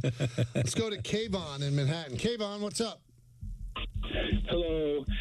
First of all, I'd like to say to Peter, please accept my condolences on the loss of your friend. And I'd like to express my gratitude to the Michael K. Show because you're helping me you're helping to smooth out a rough patch on my path of life every day. So thank you. I'm sorry you're going through that, man. Thanks, man. I have what I think is a great idea for a Would You Wednesday. Okay. Now, this is a leap year, which happens to be Thursday, a week from tomorrow, the 29th. So every leap year, every 4 years, that becomes Sadie Hawkins Day, where eligible females chase after eligible young men to capture as husbands. So would you rather be chased down by the Wicked Witch or by Elizabeth Taylor and captured? And also, well, wait a minute. Is this Elizabeth Taylor when she was, American? Well, any version. Well, why would you ever not prefer Elizabeth Taylor over the Wicked Witch? Well, I mean, Elizabeth Taylor at 80. But you'd rather go Wicked Witch? Well, Wicked Witch could be fun. No, why? I think Elizabeth Taylor would be a lot more fun. You don't want to hear stories of legends? Oh, I wasn't thinking about story time. So you're... Well, which Wicked Witch? The one that the house fell on or the one throughout the movie? Because they're both wicked. The other one, the one that lived, was one is the Wicked Witch of the East. Let me be the one with the house on top. Could have been a smoke show. You don't know. All you saw was I'll tell you what, that gave me bad dreams my whole life. I just want to say, the legs shriveling up. Let me be the only one here to say, no hesitation. I'm taking Elizabeth Taylor over the Wicked Witch. Jar from Oz gave me a great would you. I got it late, but I'm going to do it. I'm going to do it right now because we create things. Jar, are you going to Perth on Saturday for the big elimination chamber? Would you rather everyone see a naked photo of you, or everyone see a naked photo of your partner? Absolutely my partner. What? For sure. But what if she doesn't want to be seen? Well, obviously. Well, that's the whole idea of it. I know, but doesn't that, Don, it kind of makes it impossible to answer then. Right. Because if you're going to tell me that, Natalie's going to be crushed you both would be crushed, so what would you want? Well, obviously, I'd rather take it myself. Of course. Then. But if there... Let me... Be better, Jarv. No, just I think Jarv knows... Jarv's not asking what Michael's saying, Don. Michael's ruining it by adding that caveat. Okay. What Jarv is saying is, would you rather the rest of the world see your partner nude or see you nude? He's not talking about her being upset by it. If you include that part, obviously you're going to go with yourself. All right, so you'd rather see Natalie than you? Yes. There's no, I mean... I think I would go with me. I have no shame. I'm going... Yeah, I don't want everybody to see Jody naked. I'll take the hit. Am I a bad guy? People would love it. Because the better thing is you don't know. Like, you don't know how your wife's going to react. I think it would get me an entirely new fan base. I might get an OnlyFans account, the whole deal. The whole thing. Yeah. No, I think that, let me put it this way. A nude photo of Natalie comes out, my brand improves. Yeah, but she may not like it. I know, but I just can't include that part because it makes it no fun for me. But a nude photo of me comes out. There's no brand. There's no brand improvement. See, it would enhance my brand. You think is that how you feel? Yeah, I do. I think I'm pretty proud right now. Yeah, I'm fine. Well, Don, you're in a good spot. Let's go. I don't know why. Eric in Manhattan. Eric. Hey guys. What's up? I'm doing well. How are you guys doing? Great. Great. So I got two quick questions for you. First of which, obviously it was a shock to see Giancarlo so thin at spring training. Do we buy into the fact that maybe he's taking a page out of Tom Brady's book and saying, I got to be more pliable and less jacked? Second question, and I know we've been covering this a couple days now. What is to be gained by Blake Snell and Jordan Montgomery just, in purgatory of spring training? Doesn't their value go down the longer time goes on? I don't think we're at that point yet, Eric, but obviously the deeper into spring training it goes, I think the value for the team goes down. And nothing's to be gained other than the fact that they don't have an offer that they think is worthy of them signing. I think they've backed themselves in the corner. Yeah. They probably, if what was reported that the Yankees offered Snell, they should have taken it. So, I mean, he wanted like 7 years, $210 million. Have you seen his career? I know he has 2 Cy Young Awards, but look at the other years. And Jordan Montgomery is a nice pitcher, and he helped the Rangers win a World Series. But, you have to be realistic, too. He's a nice pitcher. He's probably a 3. He's not a 1 or a 2. Now, Snell would be a 2 with the Yanks. But, and as for Stanton, I think the change was out of necessity. The body was not holding up.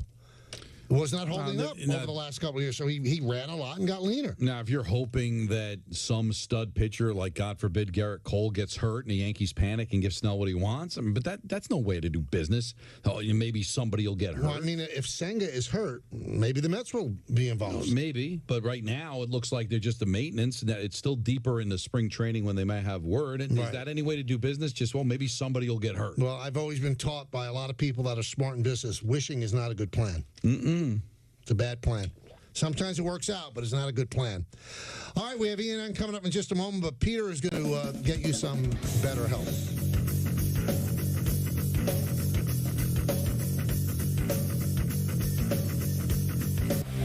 The Michael Kay Show on Yes is presented by Untuck It.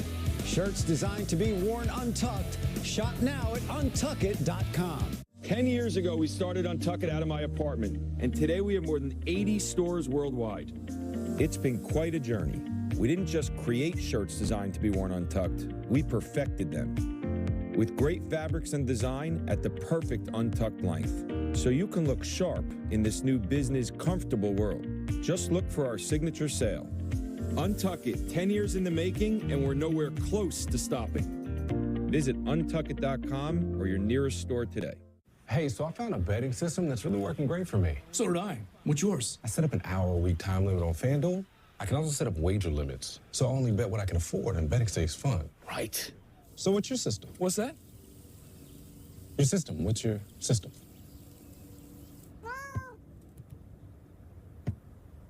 What is that? Every bettor has a system. Make FanDuel's responsible gaming tools a key part of yours.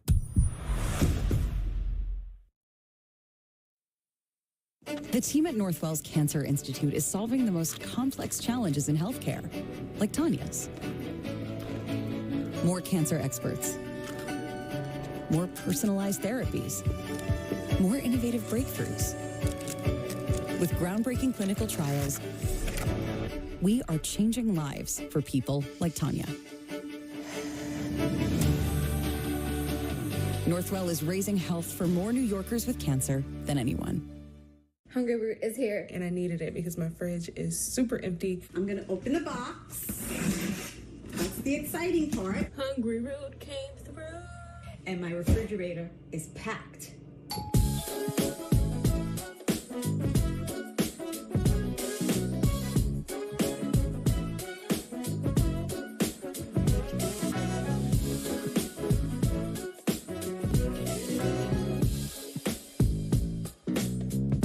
Reese's eggs are back, and we hit them somewhere you'll never find. Psych! We put them everywhere. Grocery stores and supermarkets, gas stations, and chiropractors' offices, bowling alleys and grocery stores, which we already mentioned.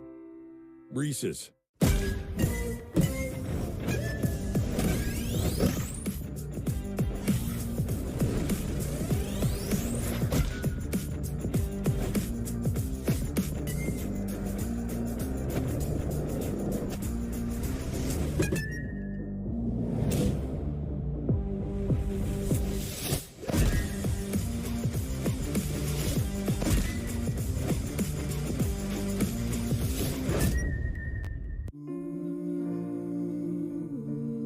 The promise of America is freedom, equality. But right now, those pillars of our democracy are fragile. Reproductive rights, voting rights, the right to make your own choices and have your voice heard. We must act now to restore and protect these freedoms for us and for the future. We are the American Civil Liberties Union, and we are fighting in every state, every day to defend your rights and the rights of all people. We have got to be here. We've got to be strong to protect those rights. For over 100 years, the ACLU has fought for everyone to have a voice and equal justice, and we will never stop. Because we, the people, means all of us.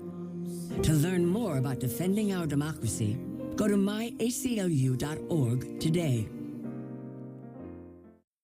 The Community Food Bank of New Jersey is the state's largest anti-hunger organization. We provide nutrition. We provide support. We provide opportunity. We can't do it without you. Go to cfbnj.org to join us today.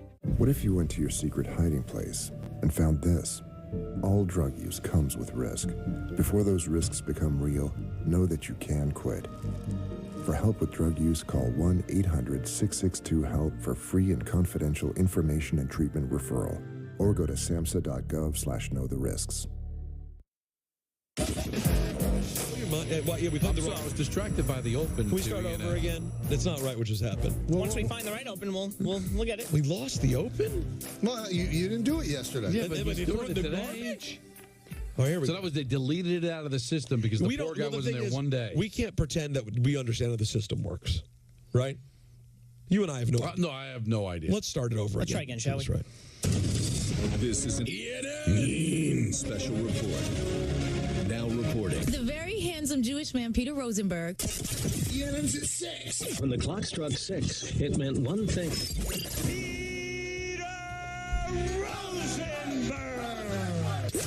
Now, from the ESPN New York news desk, here's Rosenbaum or whatever that guy's name is. No wonder your show is number one.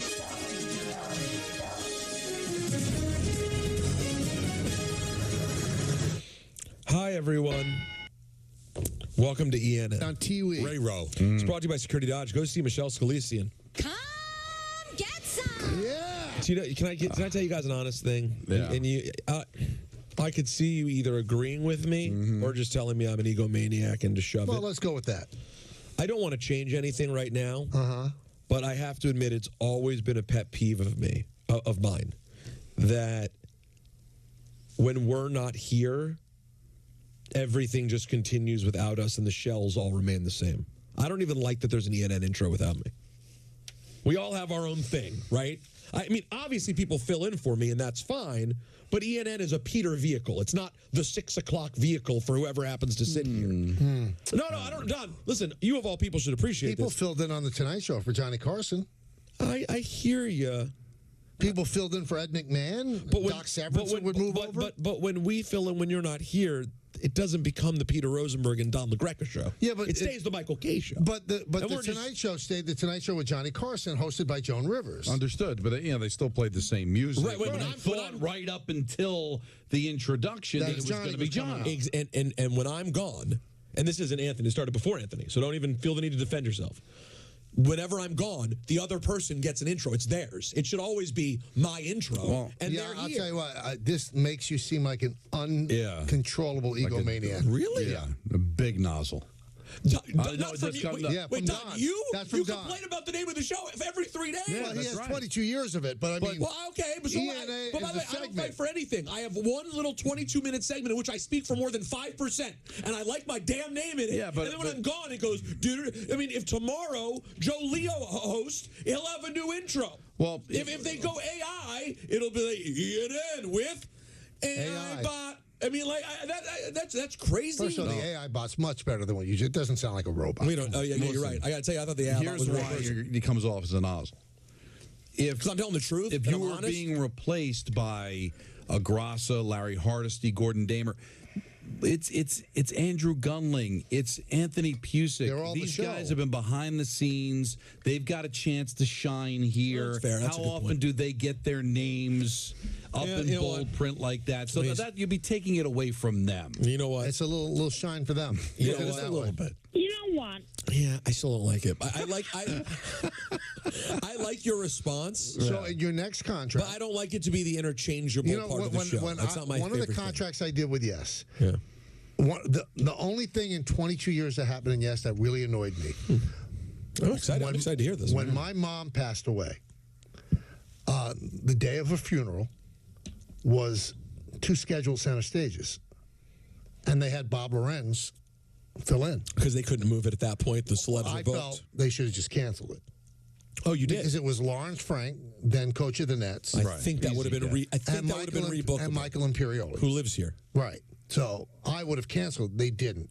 So on my next contract, I said, I want the name of the show to be Center Stage with Michael Kay. So even if somebody filled in for me, it was still center. They had a show, the slate, Center Stage with Michael Kay. So you should understand. I mean, that's a fair comp. You should understand where I'm coming from.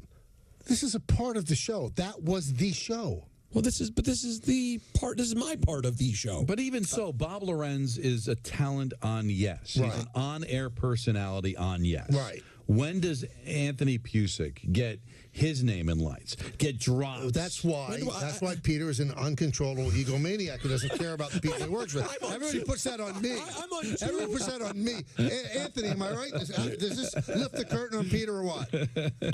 First of all, Peter, I know Peter wasn't talking about me because, as you all know, I never wanted an intro. No, nor does he ever want anything. Neither did Andrew, neither did RJ. It's just, it happens organically somehow. I don't even think I made mine. I think RJ made mine. I knew Anthony wouldn't care. It's not about him. You don't know the stuff Anthony says behind the scenes. I don't think how he wants an intro. He's saying now publicly he wants an intro when he does the show. You know, God, you can't win in this life. But guess what? I don't mind. It's Anthony, so I like. And I actually find his intro to be entertaining. I just could have a different sound. It has all the same. Maybe it should be a different thing. Maybe it should be more like, for example, Clown Show Watch. Why don't you just? Why don't you show your value and do the damn thing rather than complain about the title? That's the thing. This is the thing, don't you know? Okay, George. Don, this is the thing. Well, it's one of the things. You think it's the thing? What, this. Interesting. This is the thing. No, chatting about God knows what is the thing. Oh, that part. Yeah, that's I thought you were saying that ENN is the K show. No. I'm not saying that. I'm saying, don't you know, in the last month, the greatest show that we did, I haven't seen the numbers yet, but I believe they'll back me up. I doubt it. Was Don shoving paper into a 2-liter bottle. Anything can make it's still getting talked about. Where is that? You haven't seen it yet? I haven't seen it. Bring it in for Michael to spend Anthony a moment Pusick with has it stashed away because we're going to auction this off. Yeah, you need to sign it. Didn't you want us to sign it too? Yes, I believe everybody. Oh, we all need to sign it today. All right. We know it's almost like touching the World Cup. Yeah, no, you didn't earn this, but you can touch it. Yeah. Can you do that drop for me, please? By the way, that was an accident. Wow, this is beautiful. God, Michael's signing the. Oh, Michael is now signing the 2-liter bottle too. It's a moment in time. What this was. One moment in time when destiny. There's so much going on in the world. Isn't it like the guy who used to be the guy for James Earl Jones in Coming to America when he just broke into song like that? She's your queen? Yeah. He's your queen. See what I wrote? Wow. That's a good autograph. By the way, I was wrong. This is a guy who writes a good autograph. So hold on, you're beneath. Should I go on top? And then Don's in the middle? That's the way you feel. Why don't you go on top? No, you think you're most important kingpin of the show. That's not what I said at all. All right, so have you guys been following anything about the Justin Fields situation? He wants to know what's going on. Well, he scrubbed the Bears off of his social media. Baby that's time a big. stuff. He was asked. It's a real mature thing. Let's hear him being asked about the unfollow.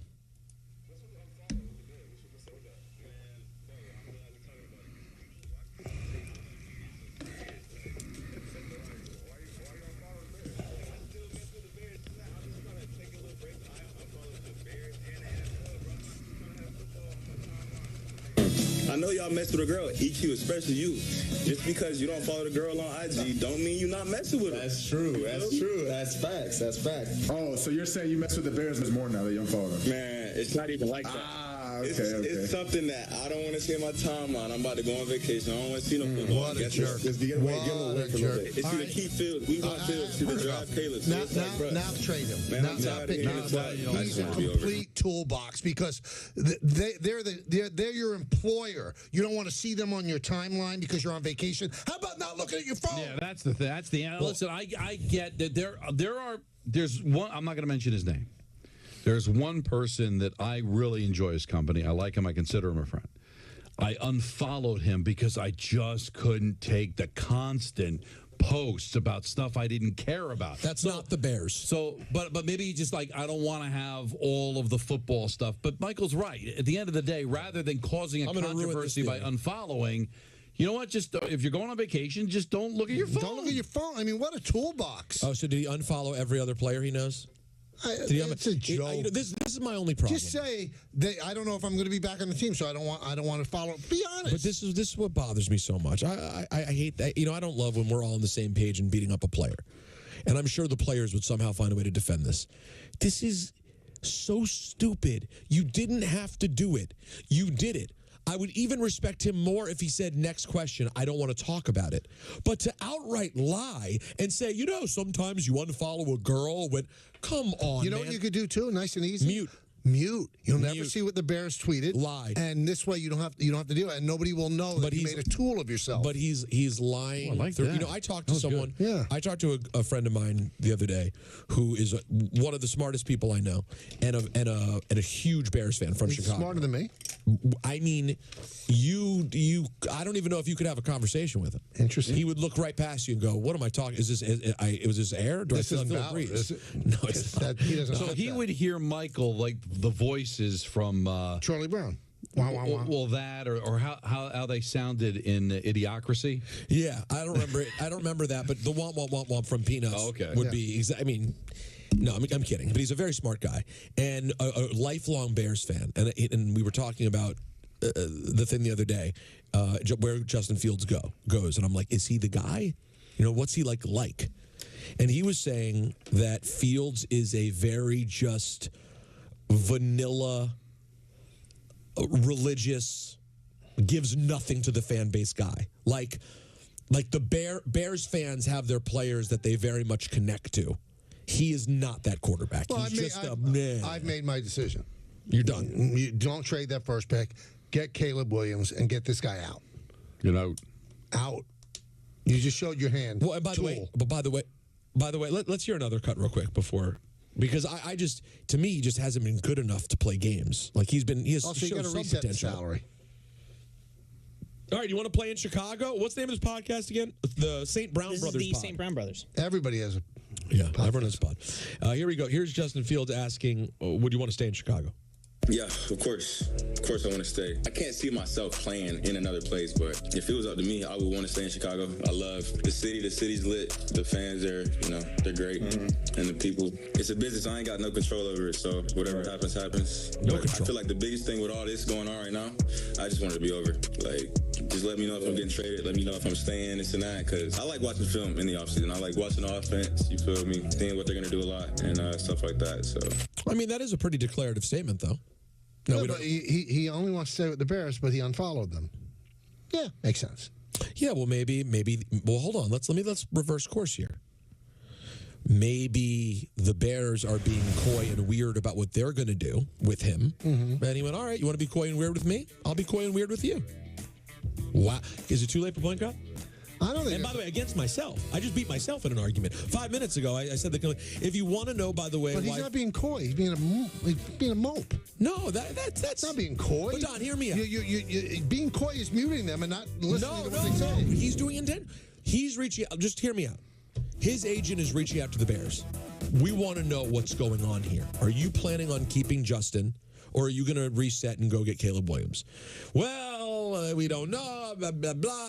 They won't give his agent a straight answer. Okay, that's the way business is done. But if that's true, does that make him a bad guy to go? All right, well then I don't know where I am next year. Unfollow. I'll follow you again when I'm your quarterback. I don't think he's a bad guy. I think he's a tool. But I hate to argue against myself. But there's the bitterness of, well, listen, you're not committing to me. I'm not going to commit to you. I would think you have all people them on X is not committing to them. Well, but it's if you only follow one football team.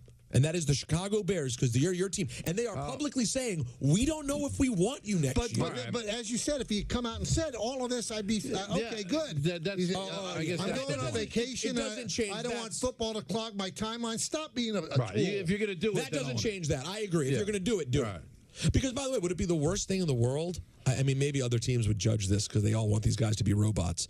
But would it have been the worst thing in the world to be like, hey, can I be honest with you guys? I don't know what they want with me, so they'll let me know. I'll follow them again. Like maybe you would find out if he followed them. You think they just posted it and he doesn't know? They're trying to DM him right now. Can't get a hold of him. What you're saying? It's an interesting thought by you. Thanks. Do they follow him? I'm sure they did not unfollow him. Well, do we know that they even follow him? Of course they. If they don't follow their quarterback, we've got bigger problems. Let's find out. Here's Greeny. Talking about this is Mike Greenberg. Yeah, Mike Greenberg to you and me. Here's by the way, speaking of Green, I heard his voice yesterday in episode 2 of Dynasty. Yeah. Oh, it's unbelievable. I got his voice? No. I mean Greeny did just fine, but we just watched. It's so good. We just watched episode 2 I knew Natalie would love this because I know she has no idea about Tom Brady. Like, Natalie knows one thing. When I said there's a Tom Brady documentary, she was like, is Giselle in it? I was like, we're pre-Giselle, all right? Giselle's going to be in it. But she's fascinated by this story.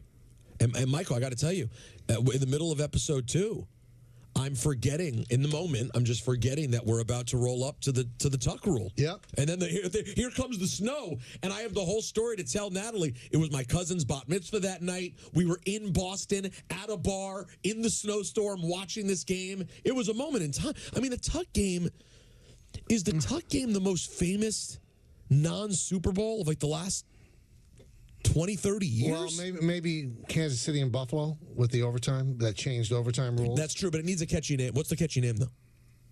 The overtime game. That's not catchy enough. You need the tuck rule. Listen, think about how the history of the New England Patriots and Tom Brady different if they lose that game. Oh, my God. And that was a fumble. I'm sorry. It's the craziest call. Don, it is crazy. They show but it over it and over. was the rule, though. I know, but it's a dumb rule. But in watching Brady said. In watching it again, it blew my mind even more. And none of us had ever heard of it prior, correct? Brady didn't. So here's my question, though. If you get into the conspiracy theories of, like, why the Patriots, like, I'm just shocked, given that we'd never heard that rule happen before, that they decided to even give it a real review. Well, it was under 2 minutes. Under 2 minutes, so. I get it. But if they just looked at it, like, it's just crazy that they made that decision. Also, it literally changed. Here's my question. They don't win that game. Did they ever go on to win another one? Who knows? But you know what else is big in that? You just don't realize how great Vinatieri was. Oh, my God. I mean, the field goal to tie it in a driving snow. Don, I didn't remember that it was 45. It's 45 yards in the driving snow. It wasn't nothing. He's a Hall of Famer. It's a sick. They went from him to Gostkowski. That shows you how important special teams guys are. It's really true. Now, another thing that I'd forgotten about was that Bledsoe had been around so long. When they go on the flashback to 93 and they show him in training camp in 93, I was like, man, I forgot he'd been there for 7 or 8 years when it all happened. You know what I love, too? 23 years have gone by. Mrs. Bledsoe, still bitter. Yeah, you can tell she's held it. She hates everybody. Like Drew did a good job. You can tell he's kind of learned to but not Mrs. embrace Bledsoe. it. No. Now, real quick, Bledsoe was gone after year one, after that first year? Did they just move on? I mean, they were in the middle of the 10-year. I don't think he backed them up in the second When did he go to Dallas? We'll find out. Episode 3 comes out on Friday. It's he was Friday? in Dallas and Buffalo, remember? And then Buffalo. Bills. But, like, I'm just trying. And he got a ring for the first one, right? Yeah. He was the backup quarterback. He was the backup quarterback, so you get your nice ring. Well, remember, the last episode, last part of that second episode, Brady got hurt in the AFC Championship game. So I think Bledsoe played a little bit then. Right, but it cuts off right then when you see Brady get hit. Don, you sure you're not good, Don? Don, you sure you're not Please tempted? tell me you're in. Don't say you're good. Come on, you're feeling I've never lied to you. You're feeling it, aren't you? I've never lied. I told you I hate them, and I love it. The We Are the World, we told him, and he loved it. Yeah. Because that's something I'm interested in. Yeah, but you're interested in football. A beautiful you love football. sports. And let me tell you something else. The two things, watching the Natalie yesterday was like, oh my God, Belichick's gotten so old. Like he really, 24 years. No, I know, it's been a long time. But I will say, as much as he's a nozzle now, he wasn't as bad then. No, he wasn't. He did laugh. He gave good answers and everything. Yeah. You know, they said there's that one part when they ask him about the Brady. Do you think you're going to change your mind about Brady after Brady has the terrible game against St. Louis in the regular season? Once Bledsoe's available, right? And he goes, we're going to move forward with Tom anyway. And then he said, someone says, do you reserve the right to change your mind on that? I think it's going to come up a bit. And he kind of laughs and goes, oh, you think it is? He wouldn't even laugh at that anymore. No. He'd be angry, and he makes you feel like he doesn't love it the same way. I'm going to make a prediction. You ready for this? Don will watch the episode where the Giants beat them in the undefeated season. He's got to watch And then when he watches that, he's in. We'll see. He's gonna go back and watch it. You never know. No, you will. He was a Bill in 2002. He was a Bill first. Yeah. He's a Charger now. He was a Bill for 3 Raven. seasons, and then he played in Dallas in 05 and 06. So that means he was backing up Romo in that 06 game against the Seahawks. You know what's amazing, too, about the documentary? That they have that guy, Ernie. Oh, my gosh. He's the brain behind Belichick. Never speaks. So this is produced by the Patriots, by the way.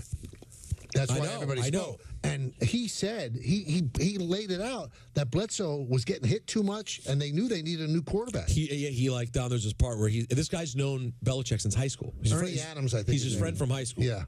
He's their rules guy. And he's like a big nerd, watching all the tape. That's what he does. Yeah. And they said he goes running into, what's-his-face's office? Pioli's office. And he goes, I saw it. I figured it out. Drew's back there. He looks like a wildebeest being attacked by lions. He's terrified. Like, this isn't going to work. He basically figured out that Bledsoe was kind of broken mentally in the pocket. It's a fascinating story. Fascinating. Terrific. And so Mike Greenberg. Back to Greeny. Good job, Don. What do you do? Keeping us on track? What should the Giants do with Saquon? Saquon Barkley has been both the best and the best loved player on that team for the last, as you said, since Eli Manning's, so whatever that is, 5 years? 6 seasons. And particularly the last 2. I think Saquon, engendered a lot of love from his team's fans by doing what he did last year. By not holding out, by showing up, by signing the franchise tender, by being there, by staying in the lineup all year long, by trying even when the season was hopelessly lost, when they had no quarterback whatsoever to play for them and everyone knew he was getting the ball. Like, he has been a good soldier. Meet him up. I'm not even asking you to meet him halfway. Meet him 1/10 of the way. Well, maybe they want to, and he doesn't want that 1/10. Well, that's the question. I don't think that 1/10's going to do it. You know, Steve Brzezinski, we mentioned him earlier, he said something that would be so funny. He goes, show me something, Michael. Open the bottle and pour it all out. I mean, I would be the heel of the century. I got to tell you, but I don't think it would come out. Yeah, I don't think it would. I think a few would pop out, and then Michael would just have to get on his hands and knees and put it back in. He doesn't want to have to do that. I think that might be the thing that has Don beat me up. I think the fans would go nuts too. I mean, the listeners, they really were emotionally invested in that. We took the label off because they didn't need the promotion. Why give Coke free promotion? Yeah. And now you have the beautiful 3 signatures across it. I would like to get rid of the remnants of the label. Could we make that happen? Yeah, I think a razor should take care of that. No problem. Well, that's part of the whole beauty of it. Oh yeah, but does it ruin the authenticity of the bottle? Yeah, it probably should be like this. You got 40 seconds left. That's it? Yeah. That's enough time to say goodbye. No, let me start off by saying good evening to myself. Yeah, no, you didn't earn this, but you can touch it. How about that? Wow. You didn't notice that one happen, did you? No. That will do it for ENN on this a Wednesday evening, brought to you by Security Dodge. Shop 24/7 at securitydodge.com during the President's Day sales event. What's next? What do we have next? Well, somebody has to fill in for Grassa. I'm assuming it's Larry. I think it's Larry, right? That's right. Yeah. Love Larry. In the words of Billy Joel, life is a series of hellos and goodbyes. I'm afraid it's time for goodbye again. Turn the lights back on. See you, everybody. That's a wrap on the show for today. Coming up next, Yankees Magazine. For all of us here on the Michael K. Show, this is Chris Sheeran saying have a great night. We'll see you again tomorrow at 3 o'clock.